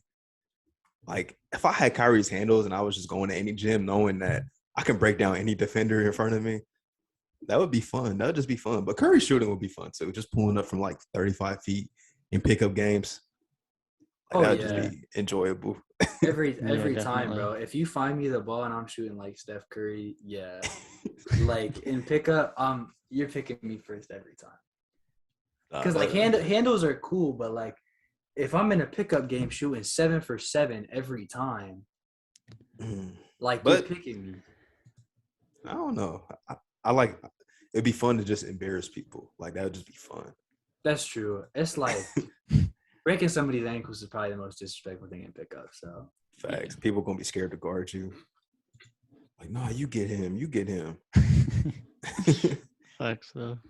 Man, if you're thinking pickup handles though, just as far as like Jamal Crawford's like bad, like his handles would be insane in a pickup scenario. I feel like he just has that classic like N1 mixtape Rucker Park style. I feel like he don't get talked about like when they bring up handles all the time. It's always Curry, Curry, Kyrie, AI gets mentioned, but nobody ever really brings up Jamal Crawford. I feel like Crawford might have better handles than Iverson. Is that a crazy hot take? I think so too. Yeah, I could see that. He's more flashy. He's definitely more flashy. Like I've never seen Jamal Crawford get ripped, get plugged. I've never seen him like get ripped at all. Now, if you were just saying to play yourself and you're like taking people's skill sets, would you make considerations for like, say like lethal shooters jump shot or like the professor's handles or stuff like that? I think I'd rather have an NBA guy. That's fair. I don't think I've ever seen lethal shooter actually play basketball, so I don't know. Yeah, they said he was actually really good. I assume he was. Didn't he get like injured or something? And that's why he didn't like go very far. Yeah. Mm-hmm. I don't know about the professor, but I know lethal shooter. I think he actually had some like college records at his school. I think he went to Belmont, somewhere like that. I don't know. St. Bonaventure. I don't know. Man, it's crazy. I would love one workout with lethal shooter. If you could give me like one person to like work out with, like it's not a player but like a trainer, bro, give me a lethal shooter. Give me Drew Hanlon. I like his workouts. I don't know how we got this far into the episode. Congrats to Devin for hitting 1,000 subs on YouTube. That is no small feat. Thank you. Bro, really, and he got 4 digits. This official. That's tough. We really got a famous YouTuber on the pod, bro. For real. That's crazy. Man, I got a long way till I'm famous yet. How long have you been doing YouTube? Has it been like a year or two? It's been over a year. Let's check the last video here, the first video. The first video that is still public is December 2nd, 2020. So we're about a year and a half in. Yeah, Okay. We have that's over big. 600 videos now on the channel, I believe. The growth is gonna get exponential. It's almost off season time. Hey, if you have a couple if you get a couple bangers out, bro, 5K is possible. Oh, for sure. I've got a few 5Ks already. It's definitely possible. I don't mean views. I mean you can get for real. 5K subs in the next year. Subs. Let's get it. Hey, man's got the expectations for me. I like it. I think so too. I feel like the first 1,000 is probably the toughest part of YouTube.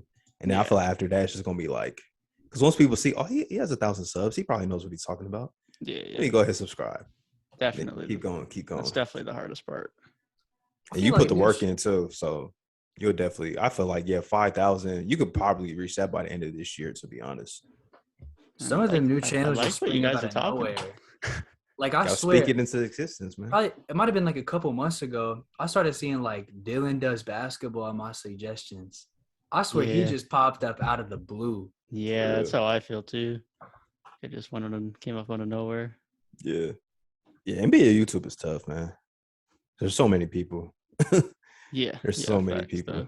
So many fans. It's For because it's real. all about the discourse. It's literally the one league where the discourse is like more of a thing than the actual games. Yes. Yeah. Yeah, facts. That's why I've been getting more views once I've started doing off-season videos, man. Like, Like, it's just how it Man, be. And You're unless I talk about so smart, unless I talk about the Lakers, because if you're a small YouTuber, the Lakers do nothing. But bro. I every other realized video, because I was seeing like I haven't been able to watch all your recent videos, but when Yeah. I think I watched the Clippers and the Cavs one, yeah, and then I was just going through your views because I'm nosy, yeah, and I saw like man, it was like 800, 600,000, 1.5, and then I saw the Lakers one. It was like like what? yeah. Like yeah, Lakers content just does not do good unless you're a big name. No. Even the Knicks do fine, but Lakers Yeah. just no. bro, We leave the Lakers for the big boys. Facts. literally, it says games on TNT average 1.4 million viewers, right? Mm-hmm. Bro, literally, like Kenny gets like a third of that. Nah, for real. Yeah, Yeah. it's crazy. Yeah, I don't know how Kenny be doing it, bro. Yeah, He really knows the YouTube game like inside out. yeah. He He's really been does. doing I it mean, he's since been like doing 2016. it. Yeah, he's been doing it for longer than that. I think 2012 or something like Yeah, I that. think he's got close to 10 years, if not 10 years now. He's He's been been in at that it, game for a so. while. I know there's some people that take forever, and there's some people that just come out of the gate flying. Like, I don't know if y'all remember when Motown Noah popped up. Random. He got I think he got put on. Like By Rusty Rusty. Bucket shouted him out a ton. And he hit like But 50K still. instantly. Dude, he literally dropped like one video and was already. Which for some reason I think it might have helped that he was a Pistons fan. Because if y'all know anything about Pistons content, It does good numbers That for some reason, Pistons bro. content goes crazy. Pistons fans be just They have multiple of my highest views videos, man. It goes Yeah. crazy. It's nuts. Yeah, Nah, for real. two of my highest 4 viewed videos are Pistons. I remember I dropped one early this season, a whole Pistons video, and it was like a 1 out of 10. Yeah. Yeah. That Pistons content does well. Yeah, Kenny's got videos dating back to 9 years ago on his 2K channel. But there's only a few, and then he's back 6 years ago. And then he was consistent from there. So He doesn't even care about that channel anymore. Bro, No, that's facts, literally though. that's like I feel Facts, like but- that channel. I feel like he's literally said on multiple occasions that channel is just to pay the bills now. Oh, 100%. Smart. 100%. He has like 10 channels, bro, and they all Bro. do good Facts, numbers. man. Facts. Because he brought back the quizzes on Kenny too, Yeah. and that was low key. That's what got me into KOT4Q more than like I watched the rebuilds for a while, but Mhm. eventually, dude, I'm sorry, my league videos just got so boring to me after a while. I usually watch him now, like before I go to bed. Like, I'll just throw it on, kind of just have it in the background for it, and I end up falling asleep. Literally. It's crazy because I don't think I started watching him till like late 2018. I think is when I started watching him because I went on the social media hiatus and I didn't have anything to do for real. And I was just on YouTube and I found his video, and then the rest is like history. Like, subbed to all his channels through the wire. Like, it's crazy. Hey, yeah, I feel like I'm a little bit of a Kenny OG. I was there before Through the Wire, before Damn. before Through the Wire, Kenny for real didn't exist.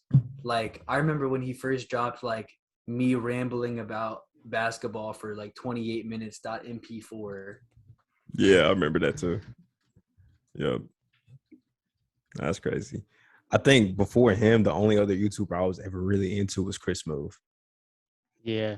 I was into I Smooth's really 2K enjoyed Chris videos. I never really got into his like recap videos No, I me didn't neither. either. because it really just No. felt more like a basic recap than actual like analysis. Yeah. I feel like he gets a bag for it for real. Oh, I for think that's why I sure. started doing it. Oh, for sure. You got that big of a viewer base, I'd be doing that too. Yeah, It's such easy money. So, yeah, Smooth. Yeah. That's a legend. Yeah, facts. I feel like the only NBA creator I was in on early was Sporting Logically. I think I was in on him like before he had 5K subs. Mm. I've pretty much watched everything from him since. But I think the first NBA YouTuber I was hella into was like Corzimba. Me too. I mean, there was I like forgot about Corzimba. there was obviously like the Chris Move 2K videos, but as far as just actually talking about basketball, I remember Mike Corzimba would drop the What If videos, and his What If videos were just crazy for me. Yeah, I don't watch his anymore though. Do you? Either no. Nah. I used to watch. I don't know if you guys know who Nick Smith is. I watched him for a little bit, but then he like stopped uploading. Never heard of him. Nick I Smith. can't say I've heard that name. He was like Australian, and he was a Heat fan. Nick Smith NBA, yeah, 380K subs. I never heard of him. That's surprising. Yeah, Hasn't uploaded in over a year though. Yeah. It feels like or no, 3 weeks ago. It feels like the NBA YouTuber influx outside of like 2K really started like maybe 3-ish years ago. Yeah, I think so. I got into the community pretty much because 2K16 was free on PS Plus. Right after the legendary. Cavs won the finals. Legendary game, 2K16. Legendary. Yes, Cavs came back from down 3-1. They made the game free on PlayStation, and the rest is history. I played as – I was low-key into the Clippers for a little bit, which is why I still might have a little bit of Clipper bias because I was playing with, like, Chris Paul and Blake Griffin on there, and I'm like, I kind of rock with them. But, bro, I got into them Kyle Lowry and DeMar DeRozan interviews, saw the bromance, and the rest was history. Oh, man. That's literally like how I decided who I was going to be a fan of. It didn't even start on the court. But then I watched this dude, DeMar DeRozan, shoot like 5 mid-range jumpers, and I'm like, okay, this is all I needed to see. Quickly though, speaking of YouTube, Gabe, when are you starting yours? We have had a close game in the playoffs. Man, as was mentioned in the Twitter DMs. Okay. I think at the very latest, I'm going to say when I move into the apartment, because then I'll finally have my own space, which my lease starts on August 18th. You got a space right there. Okay, yeah, this is space, but it's not like my space, you feel me? It's just the office in the house, but like once I can get my own custom setup where I can set up like actual good like cam and a mic and stuff. Because it's like, this just the MacBook Air cam, a PlayStation headset that's 2 years old, and a blue snowball that I bought for $50. Hey, mate, that's what I was using for my blow-up last summer, man. That's what I started with. I was on that until 4 or 5 months ago. It's like I got that, but then also I think I can pick up a lot of lessons in like Adobe and stuff. Yeah. With just stuff I'm doing like next school year and all that. What you need help with though, man? Like thumbnails or what? Just setting up the account and stuff. Knowing how to like pretty much edit a video for the most part. Look, and I'll have to get some reps in just like talking well, because I don't want to sound like I'm super scripted. So it's like actually engaging, and there's like, you know, nuance to your voice and the things you say. It's not just like, yeah, for sure. Jimmy Butler had a great performance in Game 6. He had 47, 9, and 8. I'll say this though: the best thing comes with reps. Like you just kind of got to dive into it. Yeah, like I look back at my content now, and like other than like the last probably 50 to 100 videos, everything is garbage. But I look back at it now, right? And I'll probably be another year down the road, and I'll probably say that again, right? Like it's just kind of how it is. So like you say, it's just reps. And like if you say you're gonna do editing stuff too, like if you're gonna edit, don't worry so much about how you actually say things initially, because it's like if you look at one of my editing files, I'll probably edit up my audio file 20 to 30 times just because I'm like, okay, I didn't like this while I recorded, I redid it, or I said this differently. Like, so that's just part of it too. It's different if you just want to have a podcast style where I'm just talking and directly upload, but if you're going to be editing stuff too, then like it's not that deep either way. I know the style I want to do. It's like he doesn't really do it anymore because he changed his like channel like style. But the way like B-Souls used to do it, and some other people do it, where it's like half of it's kind of face cam, but then you also go into like a couple clips playing, or like a couple like stat stuff like pops up on the screen, stuff like that. So it's like you have like your face cam content, but you also have like some edited graphics and stuff up on the screen that kind of like Kind of show like, what you're talking about. do you know Flemlo Raps? Maybe a little bit. He kind of does that too. He does that Basically, too. just like Yeah. I guess I mean we just kind of call it B-roll in a general sense. So I Yeah. guess just like having that good like little B-roll of like graphics and stuff is something I would want. Definitely. I use iMovie to edit. That's what I use. One of my on, I don't even remember what it's called. I believe it's called VSDC Editor, I believe is what it's called, which, yeah, but I mean, it doesn't have everything, but it does what it needed to do. Right. Yeah, Yeah. like Devin said, for real, like, yes, don't even be worrying about like trying to be perfect with stuff. Yeah, You know? like to get to a point where you feel like you're making good videos, you're gonna have to upload somewhere it's like, yeah, they just suck. Yes. Like it's just how it is. Like, If you go slowly watch just my how it is. first like 20 something videos, you'll be like, bro, this shit's embarrassing. Yeah, you like it's so bad. feel that, man. You said that about my first couple hundred, probably. It's Yeah. it's a yikes, but yeah, like Just it's comes with literally time. just reps as far as recording, as far as editing. Like it's just how it is. Yeah, I'm to the point now where like I don't even edit anything out. I start recording, I get the intro down, and I'll just keep talking. And yeah, like I'm just to that point now. Like I don't even worry about messing up. If I mess up, fuck it. Yeah, I feel that, and you get to a point too where eventually, like, you go from having those times when you're recording a video when you're not editing, where you might have some stalls in what you're saying, or you're not sure what your thought really is, and that'll be something you'll have an advantage with, Gabe, is like you've obviously done some podcasts, so it's like you're not going to go Yes. into those types of videos where this is your first time and you say a point and they're like, what do I want to talk about? What do I want to talk about? And you're panicking in the moment. Whereas you at least have a bit more of experience with that, where you've had those moments where you're making points on a podcast and you're having that conversation where you can you have that bit of a flow already with when you're making points and trying to have a conversation. So obviously it's a bit different when you're by yourself as opposed to in a podcast with others, but you still have that bit of experience where it isn't going to be a complete first time, which is a big help for sure. Oh yeah, that flow of like just being in front of a camera, being comfortable in front of the camera is like everything. Not So, for real. Yeah, That's Sure. probably the most valuable thing, I feel like, because it's just nobody's gonna watch you if you just look awkward the whole time. Not for real. Bro, I want you to start in the off season so bad. I just want to see how that affects your channel. Yeah, facts. Like, bro, the growth will be ridiculous. Oh man. That's true. Facts, Yeah, man. we started Facts. we started a podcast like 2 weeks before the All-Star break. For Just the real. most random time. For real.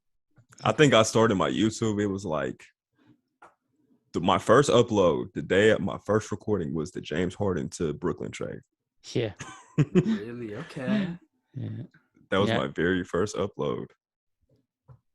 Yeah, I started with season previews. That's exactly what I did. I started December in the 2020 season. So I started with season previews. Fuck it. I'm gonna just name my channel was the way to NBA go. Gabe. NBA Gabe. Nah, literally just it just capital MB, lowercase G, capital A, lowercase BE. MB Gabe. NBA Gabe. That's just gonna be That's We the just hardest part, roll is a with it. channel name, honestly. low key. Low Facts. key. That's the hardest part, was the Facts. channel name, bro. I don't know how I would have got mine, because like when I started, my intentions were fully not for this to be basketball. Like when I started, my first like almost 10 videos were all gaming.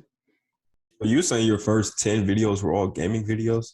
Yeah, like I started off as gaming, and like my name was Run the BPM.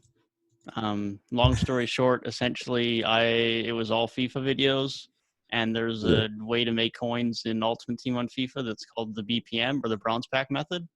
And that was something I did a lot and enjoyed, so I named myself Run the BPM. And then, started December rolls around. It's like, I want to talk about some NBA stuff. I uploaded a Atlanta Hawks season preview, and that got almost 100 views. And at the time, I was like, okay, like this is really good. I'm gonna see if I can do a couple more of these.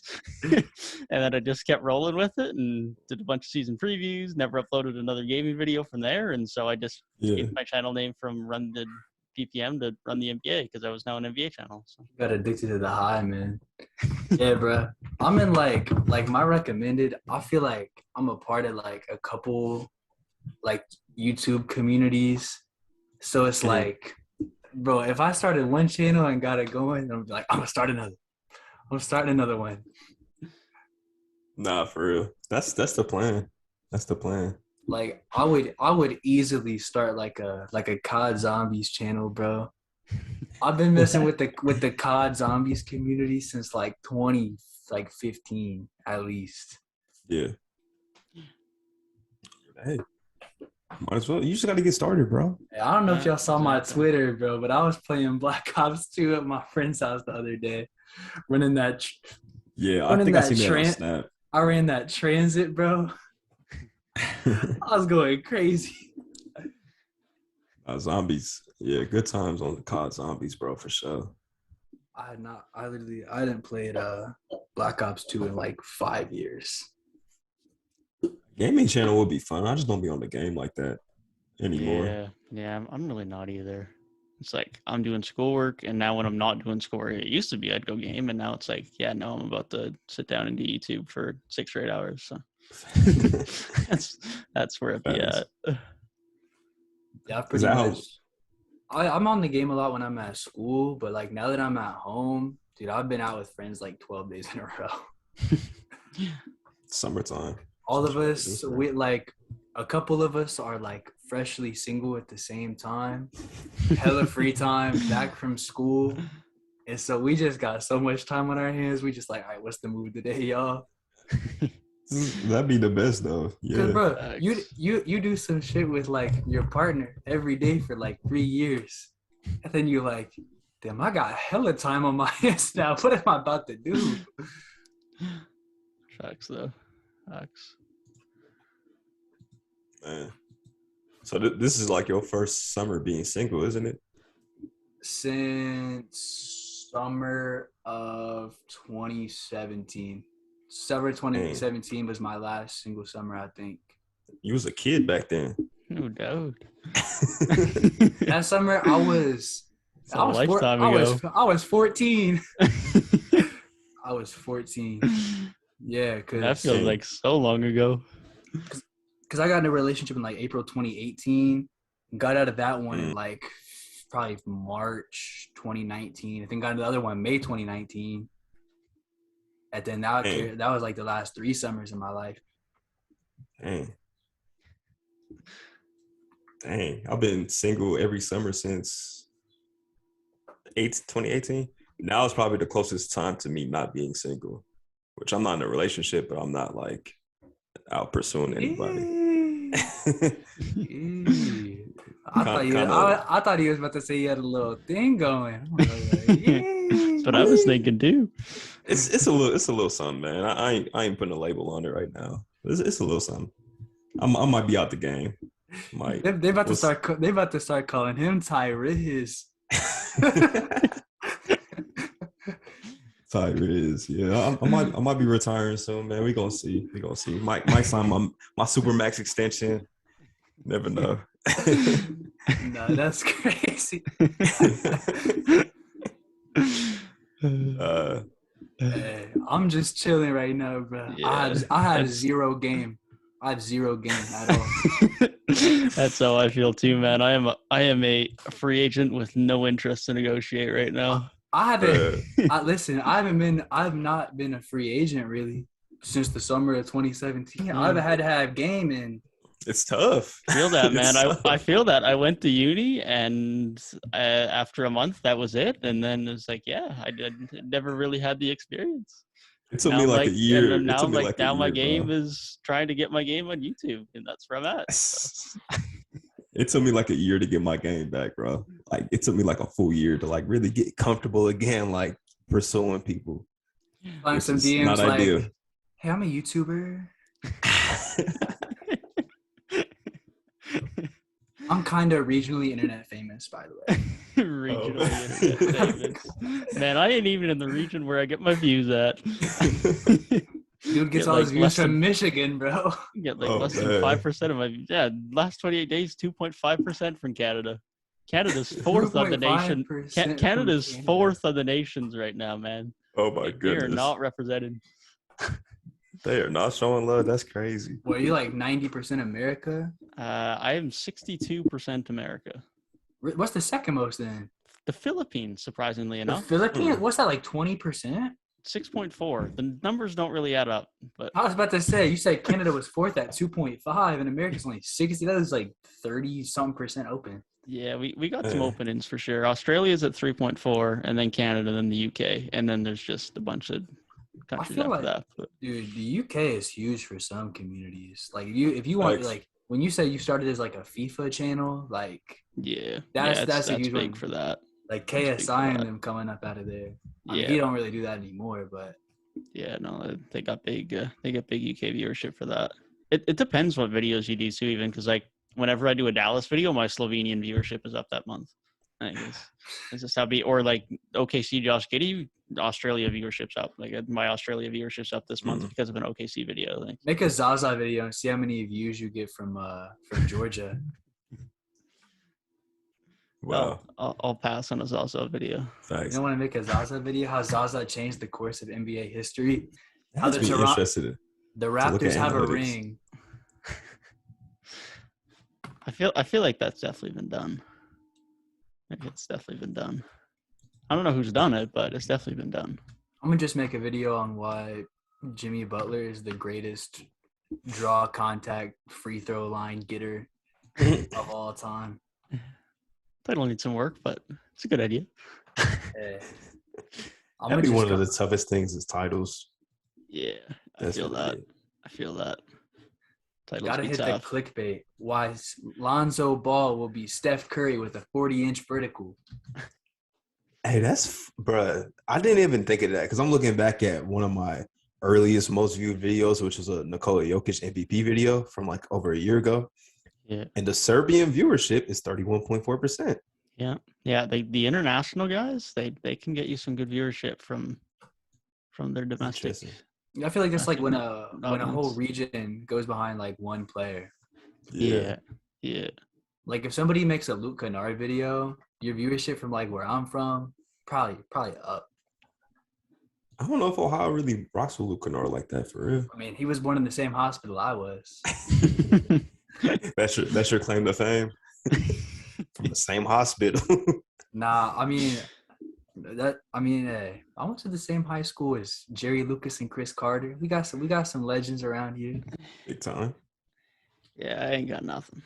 I am very interested Although- in these analytics. Although I got Blair Morgan for the X Games guy from PA, but I don't know. That's not really an NBA community name. Not at all. We got a multiple time motocross world Yeah, champions. I go to the same school as Ezekiel Elliott, and Facts. Other than that, my next closest thing is Trey Lyles being born in a city hour and a half away from me, but I didn't live there and he didn't really play there, so that don't really matter much. That's about as close as I'm getting in my small town. John Legend. I'm from the same town as John Legend. That's my biggest. John grasp. Legend's from Springfield. Yeah. Dang, I didn't know that. Yeah. Okay, He don't really claim it, but yeah, he's from Springfield. I was gonna say that's kind of dope. I didn't know he was an Ohioan. My That's Giannis pro- video that had 400 views, 9% was from Greece. Yeah. Interesting to know. Is it weird that I kind of forget that he's like Greek sometimes, or just generally I always forget that he's an international player? Yeah, because he's the Greek freak. That is kind of weird. Yeah. Okay, I guess I don't know. I don't really hear him called that as much anymore because people finally know his name. He made Yeah. y'all know his name. I still hear people call him Giannis. Yeah. Giannis, Yeah. bro. My favorite. You guys know that super old clip from like 2014 where he was like Antetokounmpo. I saw that recently, bro. That was funny. Yeah. That was hilarious. That's really Like, the definition of like I will make you guys remember my name. Facts though. Facts. Actually, thinking of people from my town. Now that's actually not true. We got some hockey players from here because that's all the people do in Saskatchewan. And we have a few prime ministers as well, actually. We have a few national prime ministers from Prince Albert. Surprisingly enough, we got John Diefenbaker being the most famous of them. But there's like 6 presidents from Ohio, but I don't think any are from my city. Probably not from Springfield. Definitely not from Springfield. So, man, last offseason was beautiful. Yeah. Oh, Johnny Bauer, the hockey player. It's probably the most famous one. The goalie for the Maple Leafs. That's about it. But yeah, last offseason was good. Last offseason was really good. Man, might be get a head start on some content. Facts, though. I was. It's about to be the NBA Finals, bro.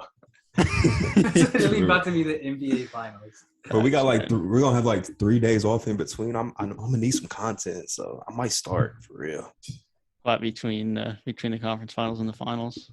Yes, I might start. Do it, man.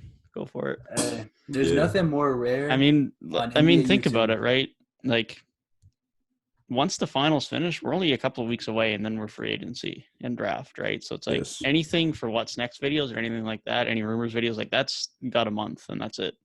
Mm-hmm. So it's like, as much as the playoffs are still going on, like that window is pretty short. There's nothing more bad to rare get a jump on it on this platform than somebody starting a season preview series and actually finishing all 30 teams. Oh, I finished all 30 last year, and I don't know how I did it, but I finished them.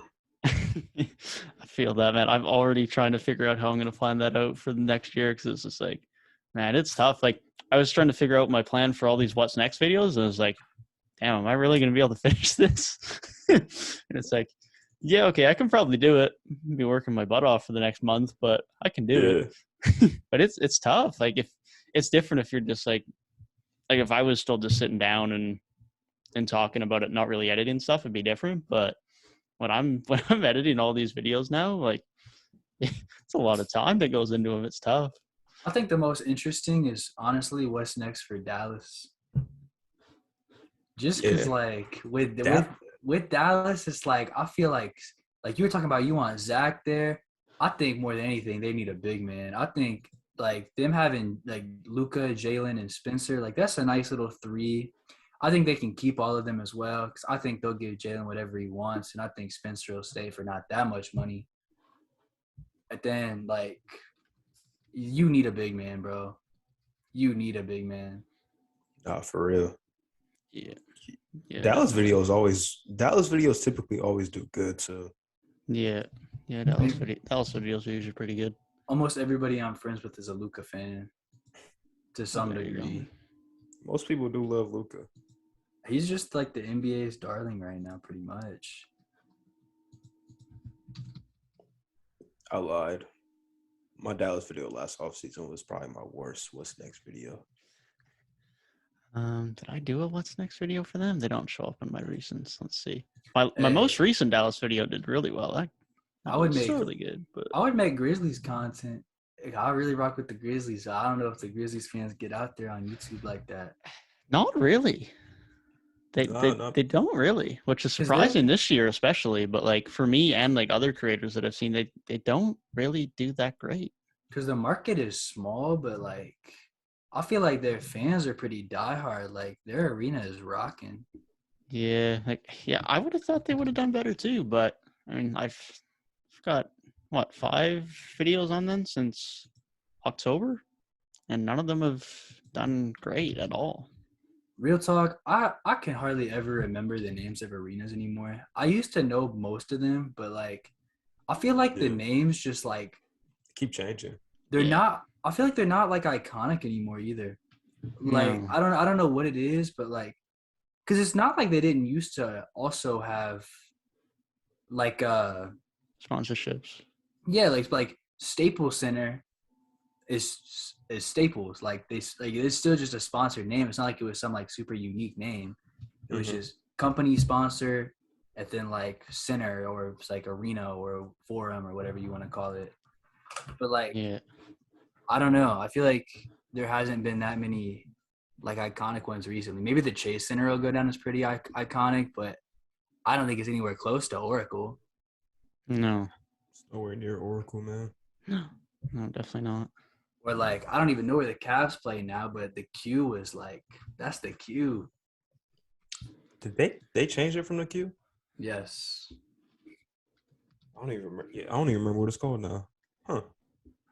And obviously, the Rocket Knicks will probably Mortgage never change. Fieldhouse. Ugh.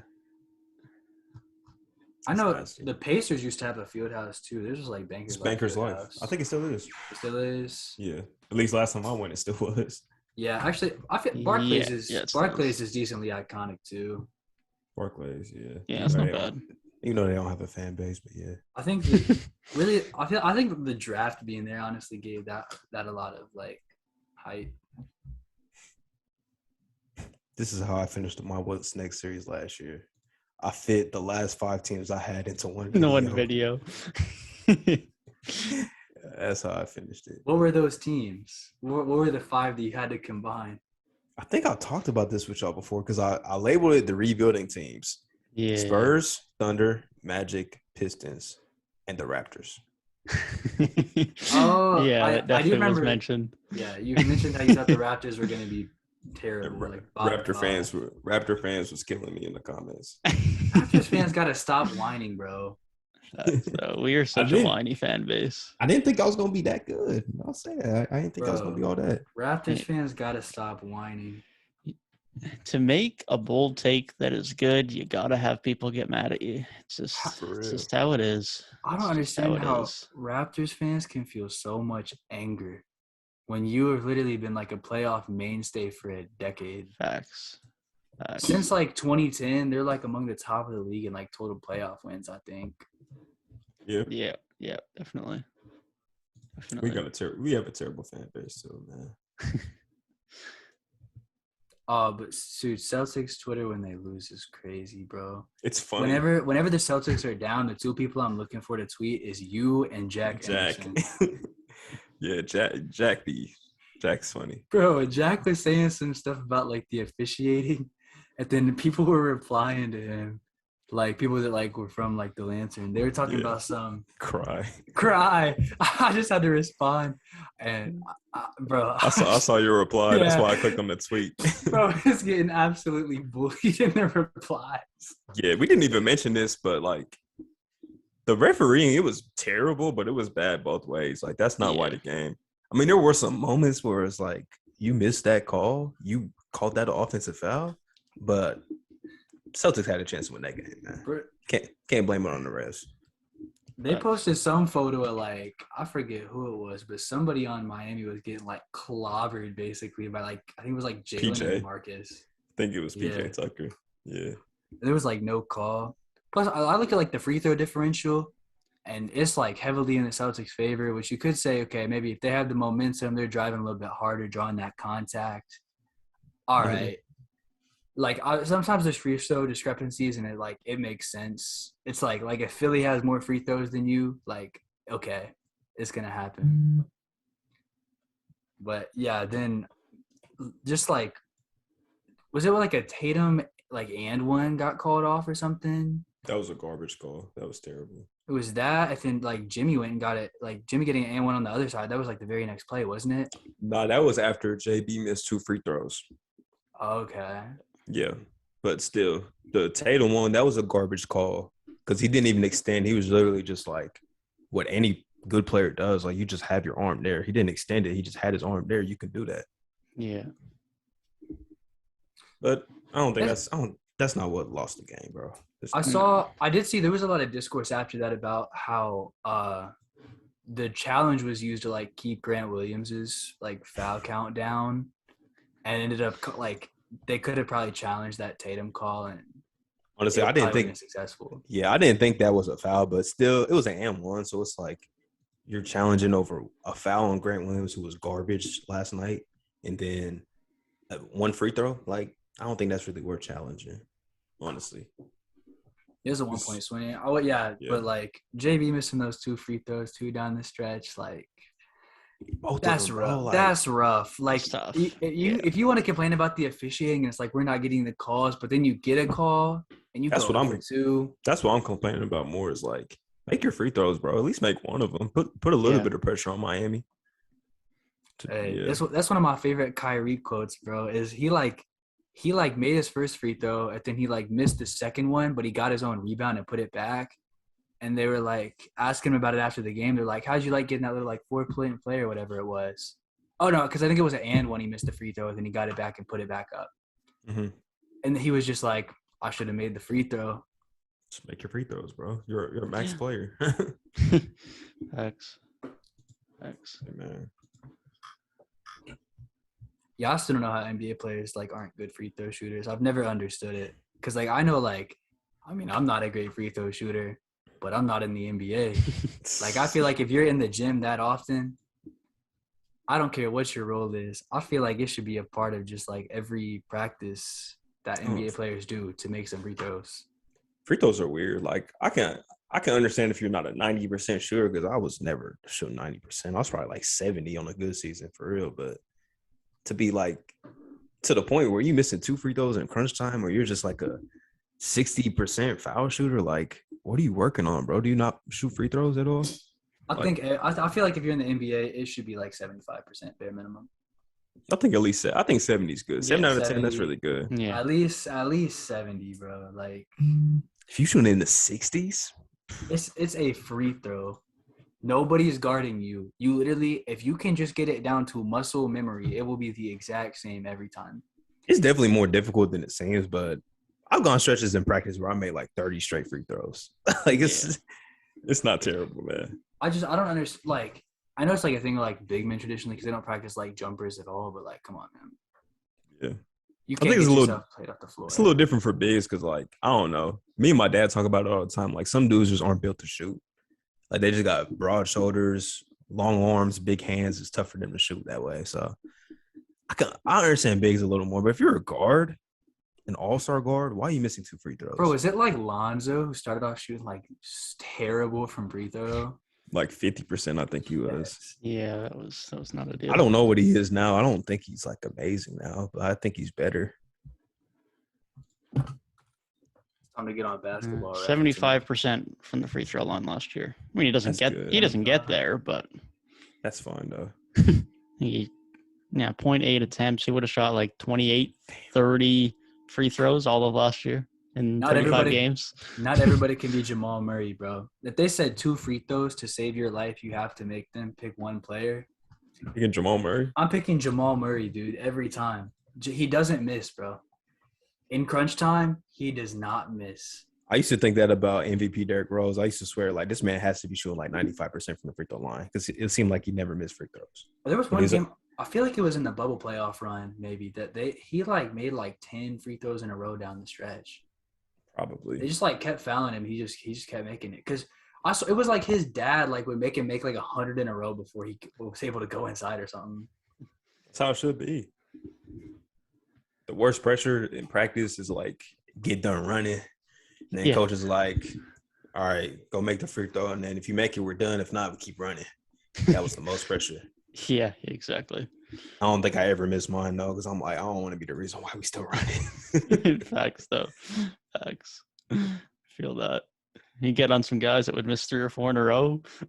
Man, would just be harping on everyone. It'd be hilarious. For real. Yeah, Jamal Murray he's a 90% free throw shooter in the playoffs and 88% free throw shooter in the regular season. I'm still taking him over anybody. I didn't think he was that good for real. Like, I thought he was maybe like 85, which is still great. But I'm telling you, for some reason, I don't think I've ever seen him miss a free throw live. Bro, that's funny. This is just so random because it felt like for most of the playoffs, every time a technical foul got called or a flagrant, everybody missed their free throws. Ball don't lie. Like, I swear to God. It doesn't lie. It's funny you brought up the bubble, though, because we know the bubble had crazy scoring performances, but y'all remember, rest in peace, Kobe. But after he passed away, it seemed like everybody started going off. Like, I remember Eric Gordon had like a 50 ball. Chris Middleton dropped like high 40s or maybe 50. It seemed like everybody just started going off, like right after Kobe passed away. Yeah, there was because he was everybody's inspiration. Nah, for real. Man. Y'all, didn't Austin Rivers have a game in the bubble where he dropped like 40? I think so. Bro, literally, Steph Curry is the 3rd most influential basketball player of all time behind Kobe and Mike. Because it was literally like everybody wanted to be like Mike. Okay. Everybody wants to be like Kobe, bro. The Kobe fadeaway, Mamba mentality. Everybody want to be like Kobe.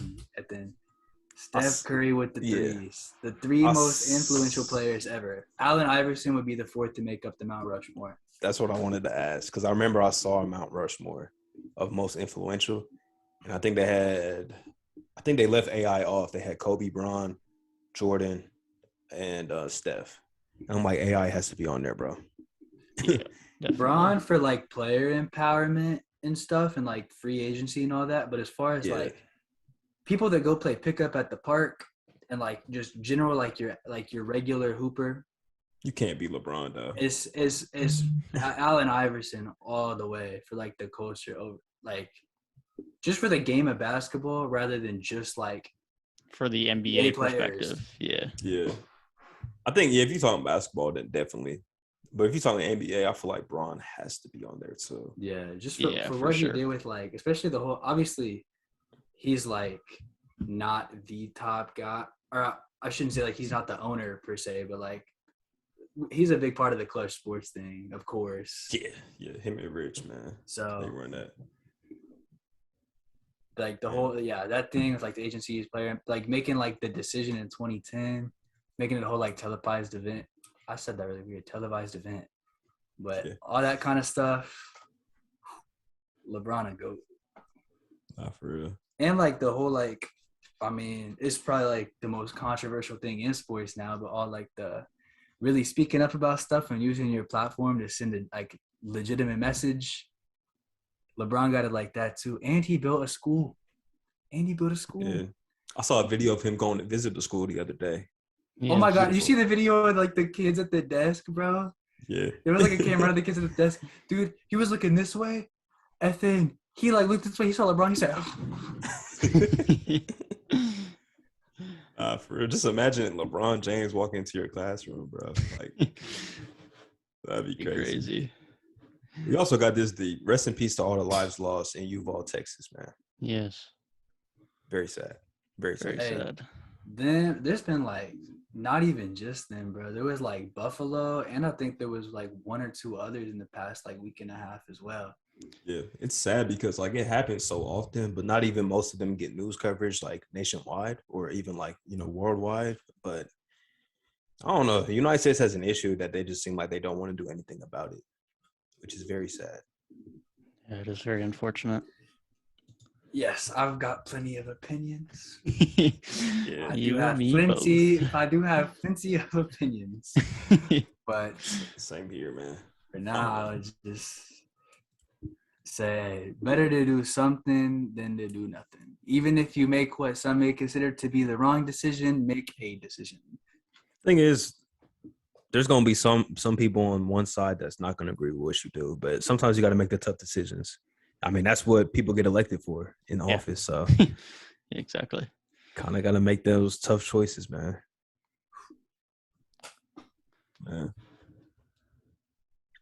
Yeah, it sucks to see. It just puts a damper on things. Just like you want to see the good and the positives in life, but you're like, damn, I can't. Yeah, there's just evil people out there, bro. Just evil people. It's just crazy, man. Like I don't know how somebody can have that much hate in their heart, man. It really sucks because I feel like low key, like 90% of people are decently good people, at least. Yeah. But then like that 10% just, oh my gosh, they just got some real evil vibes in them, man. It's crazy. Oh, I got a question though. This is transitioning because that's just such a sad topic. I don't even really want to take too much time. But do y'all watch? Have y'all ever watched Stranger Things? I have not. Really? Have you, Gabe? I haven't, but I've seen some of the discourse. I saw you respond on Twitter, bro. One of your friends tweeted or somebody. I don't know if you like know him that well, but he like tweeted something about one of the characters, and you're like, you might have to get muted, and he was man. He was like, what are you talking about? What? He's like, she's spoiling the show. Bro, I haven't watched the new season yet, man. I didn't start watching it until like I had COVID at the end of 2020, and I had nothing to do, so I just started watching it, and it was really good. I'll finish it in like a week, like the first 3 seasons. It's a really good show. Hey, call me a dweeb if you want, but I'm about to mess up this Obi-Wan Kenobi show. Go ahead, man. It's all you. I never got into Star Wars like that, man. Outside of like the video games, I know, I never did never either. did. And the And only it's like- show, I think the only Star Wars show I've ever watched is when we went and watched one as a team for basketball once. That's about I it. know way too much lore. Way too much lore. There's still people that know 10 times what I know, but I feel like I know too much lore. I wouldn't even know where to start, bro. Like with Star Wars, there's just so many like different like shows and stuff, movies. I wouldn't even know where to start. Personally, I think it's fine to watch in chronological order, but a lot of people are like, nah, start with the originals from the 70s. Nah, I'm cool. That's too much. I don't have that much time. X.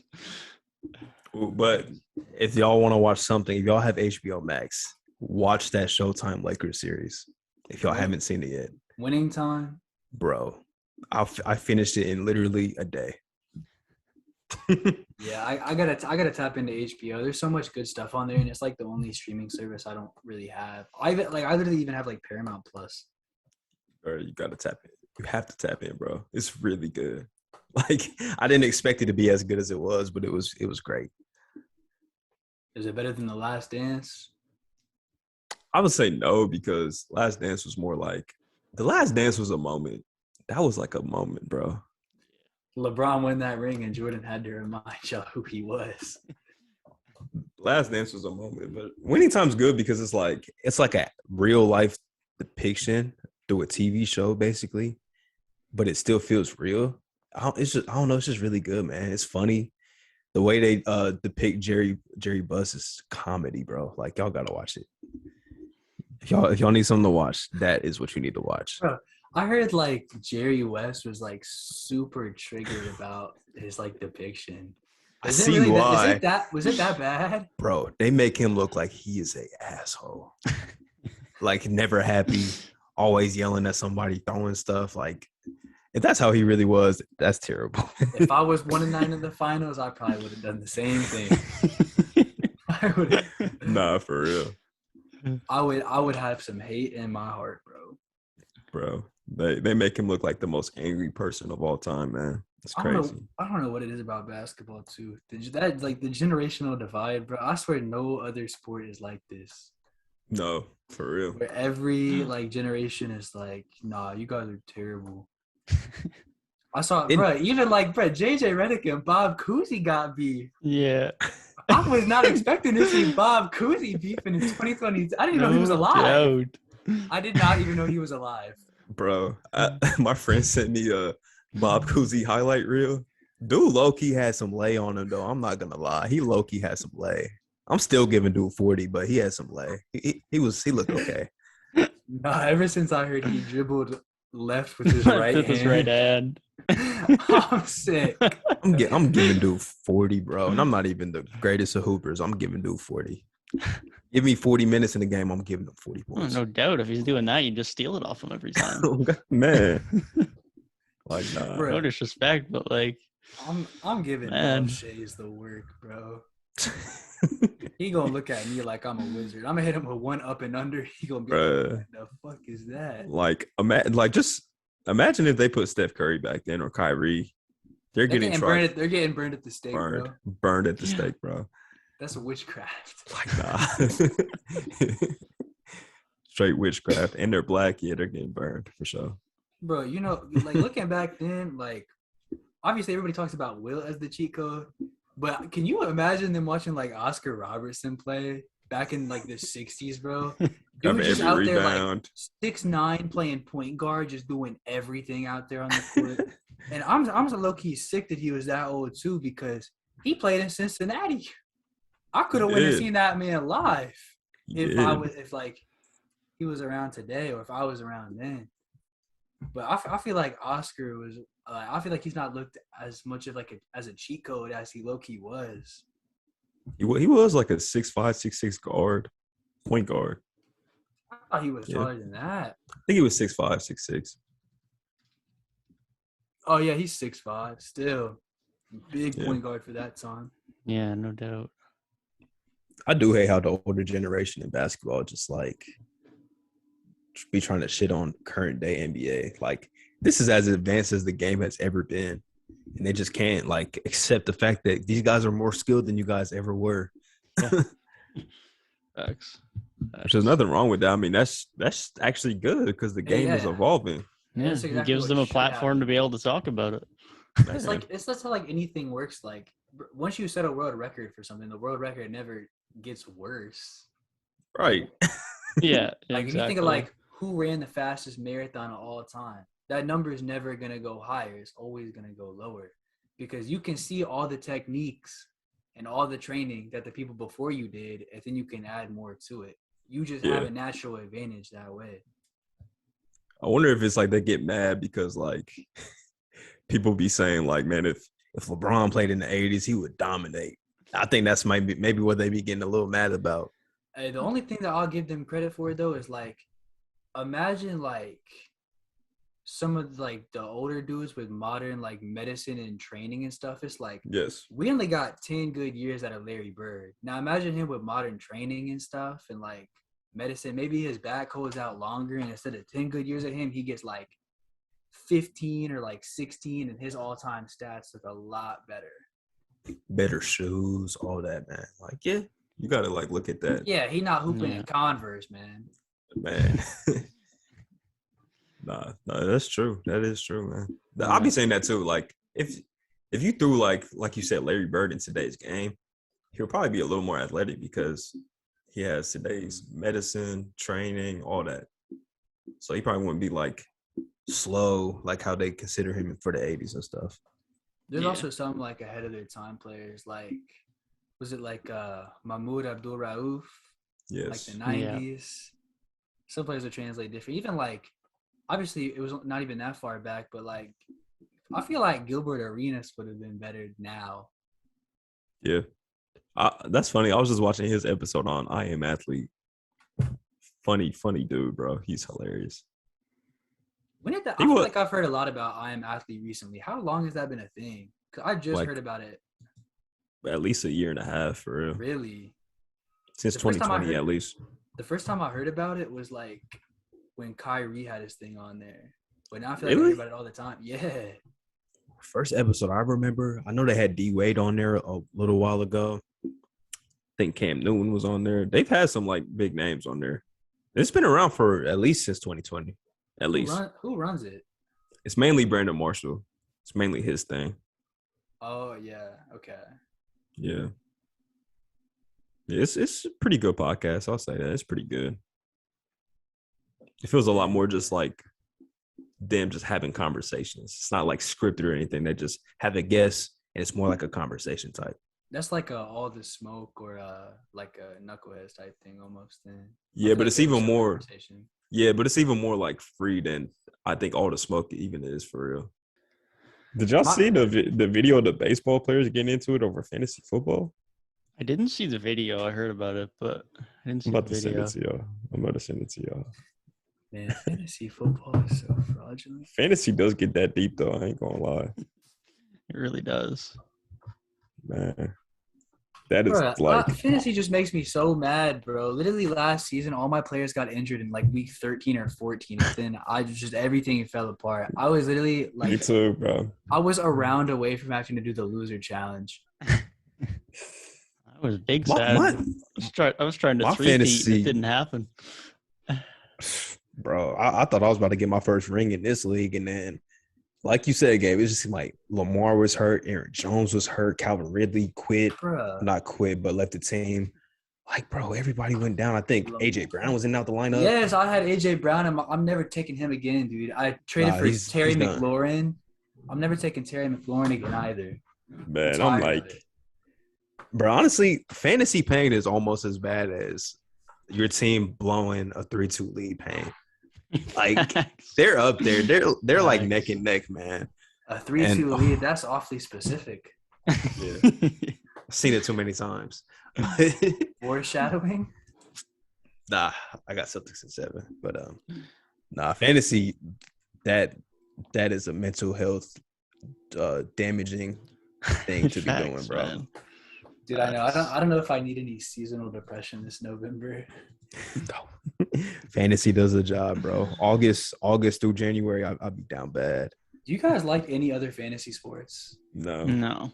Because literally, my fantasy football group has tried to do a fantasy basketball league for the Never past works. like 2 Never years. works. Yeah. We started, we draft, we all play for like 2 weeks, 2 weeks, and and then then that's I it. just stopped. Yep. It's too many Yeah. games. Like you got to keep up every day. To do it daily, yeah, no, it's not it. I just Not don't. I don't like the way because it's like if a player plays like 4 or 5 games that week as opposed to like 3, Yeah. and you just have an advantage of like availability. And I'm like, I know that football has the bye weeks, but that's a lot easier to plan around Yeah. for sure. because you actually have a bench. Like fantasy basketball, you have like 10 players that play it and like 3 bench spots or something. Yeah. I think another reason why like I just won't do fantasy basketball, I don't want to start hating players like how I do with football. Yeah. Because that's why I had to stop doing parlays for basketball because I just started to like to really dislike people. But fantasy football really make you just like hate somebody's guts. Because like, why are you giving me 2 points? I need you right now, bro. Like, why are you giving me 2 points? Or why are you not getting any touches all of a sudden? Like I already dislike the Green Bay Packers, but I really despise them now because all of a sudden they didn't want to give Aaron Jones touches. You hate the I feel like it's a really random team to not like. I I despise. don't like the Packers either, but I'm a Cowboys fan. So I mean, your it team makes sense. I guess. I mean, the NFC South was pretty buns besides the Saints until Tom Brady got there. So I mean, I don't have like the Saints obviously don't got beef with the Packers. I think Aaron Rodgers is overrated, and I hate how all of a sudden they gave AJ Dillon all the touches, and they're the only team in the NFL that if they have the ball at the 1 yard line, they're throwing the ball. Like they do that all the time, and I'm like, bro, you have Aaron Jones. You paid him all this money to do what? Facts. I think the only team I actually dislike is probably like Kansas City. Although I love Cowboys pack hits second to none. Yeah, I think everybody dislikes the Cowboys unless you're a fan. Yeah, that's kind of how it is. I don't even But dislike the Cowboys though. Like I like Dak and I like Amari Cooper. I mean, he's not there anymore, I but think it's the fan base. it's the Yeah. fan. It's the same reason I don't like the Lakers. It's just Yeah. the fans never shut up. Anytime there's somebody available, oh, he's going to the Lakers. He's going to the Cowboys.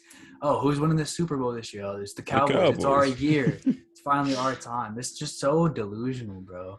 Maybe it's just because I'm from Cincinnati and I'm like Maybe. not expected to win anything ever. Team I dislike the most, and this goes for all sports, the Atlanta Falcons. I hate that franchise so much. Like I really despise the Falcons. Matt Ryan, hate him. Only people I respect that's ever been there is like Julio Deion And Mike- Sanders.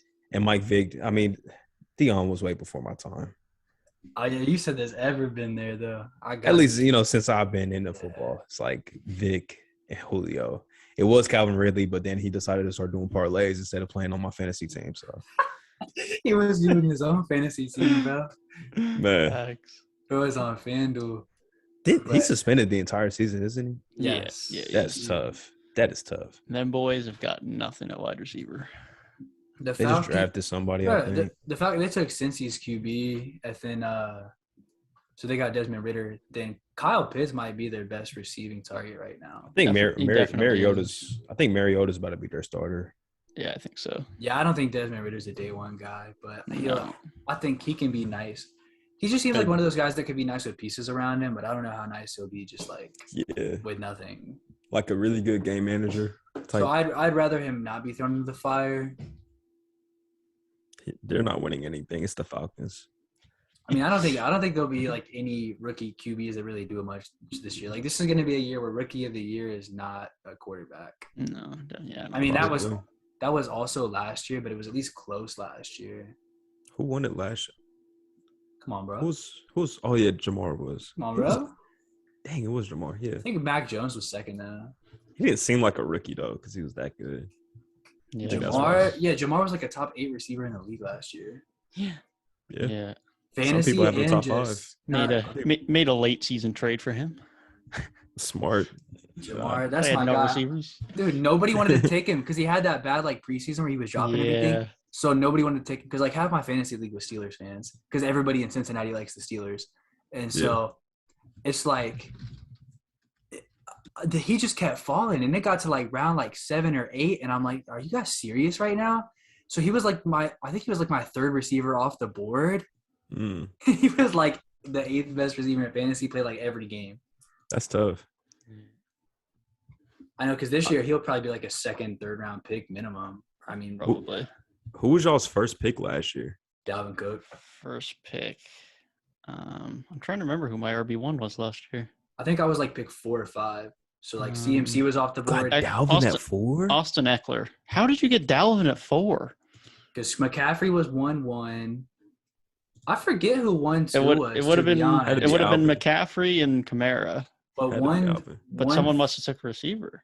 1-3. Oh, Devontae might have been taken like 2 or 3. Somebody took low-key. Devontae. Must have been, yeah. And then I That's the think only way. I know that 1-3 in my league was Derrick Henry. Mm. Okay. So I got Dalvin at like 4 or 5. 4. Yeah. See, I was in such a. Oh, you can go ahead. You can go ahead. I was gonna say I had Dalvin the year before, like before he was a popular pick. So I forget who I had. I had Dalvin and some other really good guy. I don't remember who it was, but like I had 2 of the top 3 guys. But I always go way too heavy running backs and just have no receivers. But That's smart That would though, be- because running backs like the other than tight end, running backs like definitely the toughest position to Yeah. account for. yeah, facts. And then I, my quarterback's just always hit and miss. Like Yeah. I always try and get a steal, and when it works out, it's great, and when it doesn't, it's not good. Like when Lamar Jackson broke into the league, I picked him up after week 2 from the waiver wire, had him for the rest of the year. Yes. I drafted him. I was No, plotting that's- on him. I'm that's like, money. he's my I- quarterback. The year he won MVP, I was Dude, plotting yeah, on him. yeah. I that's won. money. I think I won the fantasy title that year in my league because I took Lamar off waiver wire because my QBs that I drafted were Cam Newton and Andrew Luck, and Cam Newton got injured after week 1, and Andrew Luck retired. Tired. That's tough. So I was like, I don't have a QB, so I picked up Bro. Lamar, and I think he still sat on my bench because then I played Cam Newton again like week 2. Yeah. And then after that, Lamar was just off to the races. Yeah. Nah, Yeah, I feel that. the year he won MVP, I drafted him. Yeah. That's my strategy. I just take young quarterbacks that can run. Yeah. That's what Yeah, I did. I don't know. That's what I did last year as well. Like I ended up trading him, and I ended up getting. I got some good receiver, but I took Jalen Hurts late in the draft. I was like, yeah, no one's going to take him. I'll take him as a backup, and then started off really well. And He was my backup. And I did the same thing the year before, although he was more so as a starter. Kyler Murray went late in the draft, and I took He was him my late. And he ended quarterback up the year being before, like too? QB1 or QB2 that year. Yeah. Lamar he gotta be got the hurt. most hated player. Kyler got hurt at a bad time, bro. So he Yes. started playing bad. Yes. Lamar is he was so overhated for so long. I'm so I don't happy see he why. like. He I still mean- is. Yeah, He I still feel like is. he got some of the monkey off his back when like he finally like won some playoff games the year before. But even like this past year, bro, you can't tell me he didn't just like manifest some of them wins. Like almost all their wins were single digits, and it was just him doing some ridiculous shit. And he missed 6 Yeah. games, and they were a game out of the playoffs. Yeah. Like he's such a needle mover. Where like his accuracy might not be the best, but he makes timely plays, and he'll put you in position to win games. That's all you need. Yeah. I'm going to try and draft him again this year, but I feel like somebody's going to take him in my league. The only thing I'll get worried about with Lamar is literally his durability. I always wondered like how many years is he gonna have left? Yeah, he missed so many Yeah. games last year, bro. It was ridiculous. But then y'all got nice first-round picks last year. I was in such a weird spot because I was like, I think I was pick number 6. And we have an 8-team league. Yeah. I think I was pick 6. So it was like all the top running backs was gone, and I didn't want to take a receiver with my first pick. Yeah. Like Devontae was still there, but I'm like, I don't really want to take him. So I'm like, I was like, you know what? I'm tired of struggling with tight ends. So I took Kelsey with my first pick. Kelsey was a Yeah, first round fair pick in enough. my league, I'm pretty sure. Yeah. It Took wasn't him with mine my as first well. pick, man. I probably should have took Austin Eckler though, because I think he was still available. But he's somebody that always gets hurt, so I'm like, man, I don't really want to draft him. Yeah, that was my worry about him. I think it was 7 I got him at, but yeah, I was worried about that. Yeah. It's like if I don't take him now, I don't get a pick till 13, and then I have no running backs. So Yeah, the dude that won my league last year, like he had Kelsey because the Kittle missed like 8 weeks, and then like Darren Waller was like third, and the guy who had him was like his team was terrible. So Yeah. he was basically just bullying everybody because the tight end matchup was so lopsided. So he just went back and took him first round this year, and I think he still made the playoffs, but I think he went out in the first round. That's how my season ended. That's because everybody else got hurt, though. I was so mad. I did lose to the league champ, though, so it's not that bad. Yeah, I had Waller this year, and he was really good for like 5 weeks, and then fell off. And then it fell off. Yeah, he wasn't great. I think this year. Mark Andrews ended up being tight end 1 because he has some Mark Andrews crazy yeah, games. bro. Yeah, My brother's a Steelers fan. He took like Najee with like a second round pick, but he had like Najee, Hollywood good Brown. Najee, that was my other running back. Right. Yeah, Got he had him, like- Najee, Hollywood Brown, like Deontay Johnson, Mark Andrews. I had Deontay I'm Johnson. like, dude, Yeah. literally just like, I'm like, and they're low-key, like he would have some big weeks, and I'm like, how are you getting these scores when you have 2 Steelers players and 2 Ravens players? Like, you would think that that'd just be a recipe for disaster. Yeah. Not for real. Yeah. Right. I remembered all my running backs now. I had so many running backs last year. I had Eckler, Najee, DeAndre Swift, Ooh, that's a good one. Miles I got Sanders, Swift after week 1. Miles Sanders from the Eagles, and David Montgomery. I had all of them to start the year. Montgomery was eating. Yeah. I think I traded away Montgomery and Sanders, but I had all 5 of those guys to start Hey. the year. Sickest Sanders ain't thing. getting no touchdowns. So good. No. Sickest thing that happened to me. I was trying to trade for DeAndre Swift, and so I was putting a package together, and I know I traded away. I think Allen Robinson was the piece I was trying to use to get Swift. Bruh, I put in a throw-in into the trade because he had a good week 1. The throw-in was Cooper Kupp. No shot. That's the worst trade I've ever Oh. made in my life. Oh, He was the no throw-in. doubt. He I was might the take- throw-in. I might take him first round next year because Stafford be looking for him. Who knew that Cooper Kupp was about to be the offensive player of the year before last season started? Facts, man. I had him the year before, and I was like, yeah, no, I'm not doing this again. Because He's always been cool, just like good, but not Yeah, like yeah. wide receiver 1. because good. I had Yeah, him. exactly. I had him and Tyler Lockett on my roster, and after like week 1 or 2, they were like wide receiver 1 and 2.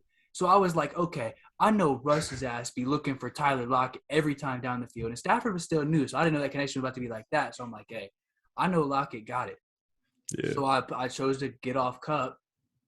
Russell Wilson goes down. Tyler Lockett doesn't do anything. It was That's tough. I already know I stay away from Tyler Lockett and Russell Wilson because they always start out really good and then they drop off bad. And then Tyler Yeah. Lockett's going to be giving you like 2.5. Or couple DK, weeks. bro. DK had like 1 good game after like week 6. Yeah. Facts. Dang, I'm trying to think of all my running backs last year. I had Aaron Jones. I think James Robinson was my RB2 again. Yeah. he Yeah. I had was. him the year before. He was nice. He was good last year. It's just like Urban Meyer's such a shitty NFL coach that Yeah. he wouldn't give him he was giving Carlos Hyde like Yeah. the same amount of carries. Like, bro, get that old man out of the backfield, bro. Like, why are you giving him Facts. touches? Hey, same dude that had Kelsey. He had Jonathan Taylor as a steal last year too. Yeah. Bro, He listen started the to year with this. he started the year with Taylor and James Robinson. Listen to this, Gabe. Listen. One of my guys in the league, he had JT. But JT wasn't really doing much early on in the season. Nah, he wasn't. Traded him. It was a Thursday night. And he was like, I just want to watch somebody play tonight. Traded the man for DJ Chark. Straight up. And then JT goes on to be the best back in all of fantasy. Yikes. Yeah, dude in my league, he drafted James Robinson and Jonathan Taylor. And through like week 5, we're like, this dude got the worst running back core in this whole fantasy league. Like, he is not doing shit. Because it's the same guy that took Kelsey first round. So he didn't get a first round running back. Bruh, they both just teed up the second half of the season, and all of a sudden he was just whooping on everybody. And we're like, oh my God. Dang, I feel like I had more backs last year. I just can't think of teams. For real. Maybe not. We had a couple that were like just blunt players. Like we were Yeah. passing around like Eckler, DK got passed around. I feel like Nick Chubb got passed around a few times. Makes sense.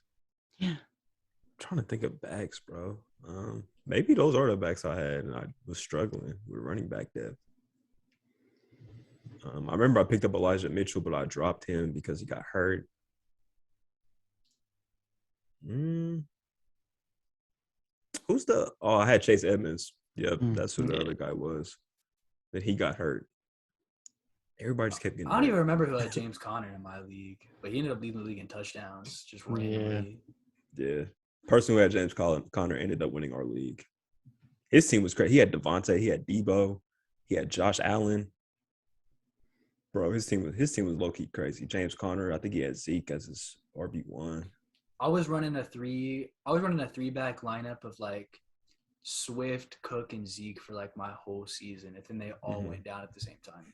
And then like AJ Brown went down that week too. I think Terry McLaurin went out. My quarterback was Lamar. He was out. I lost like everybody. The only player who was consistently like there for me was Justin Jefferson. The only guy that was there every single week for me, man. Them LSU boys. And Kelsey too. Even Kelsey went through a stretch where he was bad. LSU, one of my top 3 favorite colleges, bro. Ohio State, Florida State, and Louisiana State. Why Florida State? Bro, they got so many players I like. Scotty Barnes went there. Yeah. Jalen Ramsey went there. Dalvin Cook went there, and he was my fantasy star. You a big John Isaac fan? He cool. I'm not that into him. He been on some weird stuff lately, though. He hasn't played in 2 years, and that was, I don't know. When he got that injury, that was a real interesting time to be on Twitter. He's been on some weird stuff lately, bro. Like weird stuff. I would just say weird. He was just in that like super hot water when he like didn't kneel in the bubble or whatever. I think he got injured, and they're like, "See, if he would have kneeled, he wouldn't have got hurt." I don't know. I'm not gonna say anything on here that would get me in trouble. I listen. Everybody's entitled to their opinion, and you can do whatever you want, but bro, I'm sorry. I'm not saying that when a man has to like go to the hospital and he can't play basketball for 2 years. Yeah. He really has not played for 2 seasons. Yeah, so I don't know. That's why that was just, I can't say I'm a big John Isaac guy. What about dang, who else went to Florida State? I feel like everybody didn't Jameis go there? I feel like everybody likes Jameis, bro. Bro, that clip of him was so like I'm still laughing about that 2 weeks later. He said, I realized my passion was playing football. That was comedy, bro. I'm glad that's my quarterback. I love Jameis. That's my guy. Thank you guys for tuning in to another episode of 3 Point Weekly. Be sure to let us know your pick for Game 7 between Boston and Miami. And then based on that, your pick for the NBA Finals. Thank you guys for tuning in to the episode. If you guys are still here, we appreciate you. Be sure to leave a like and subscribe down below if you are. See you guys next week. Peace.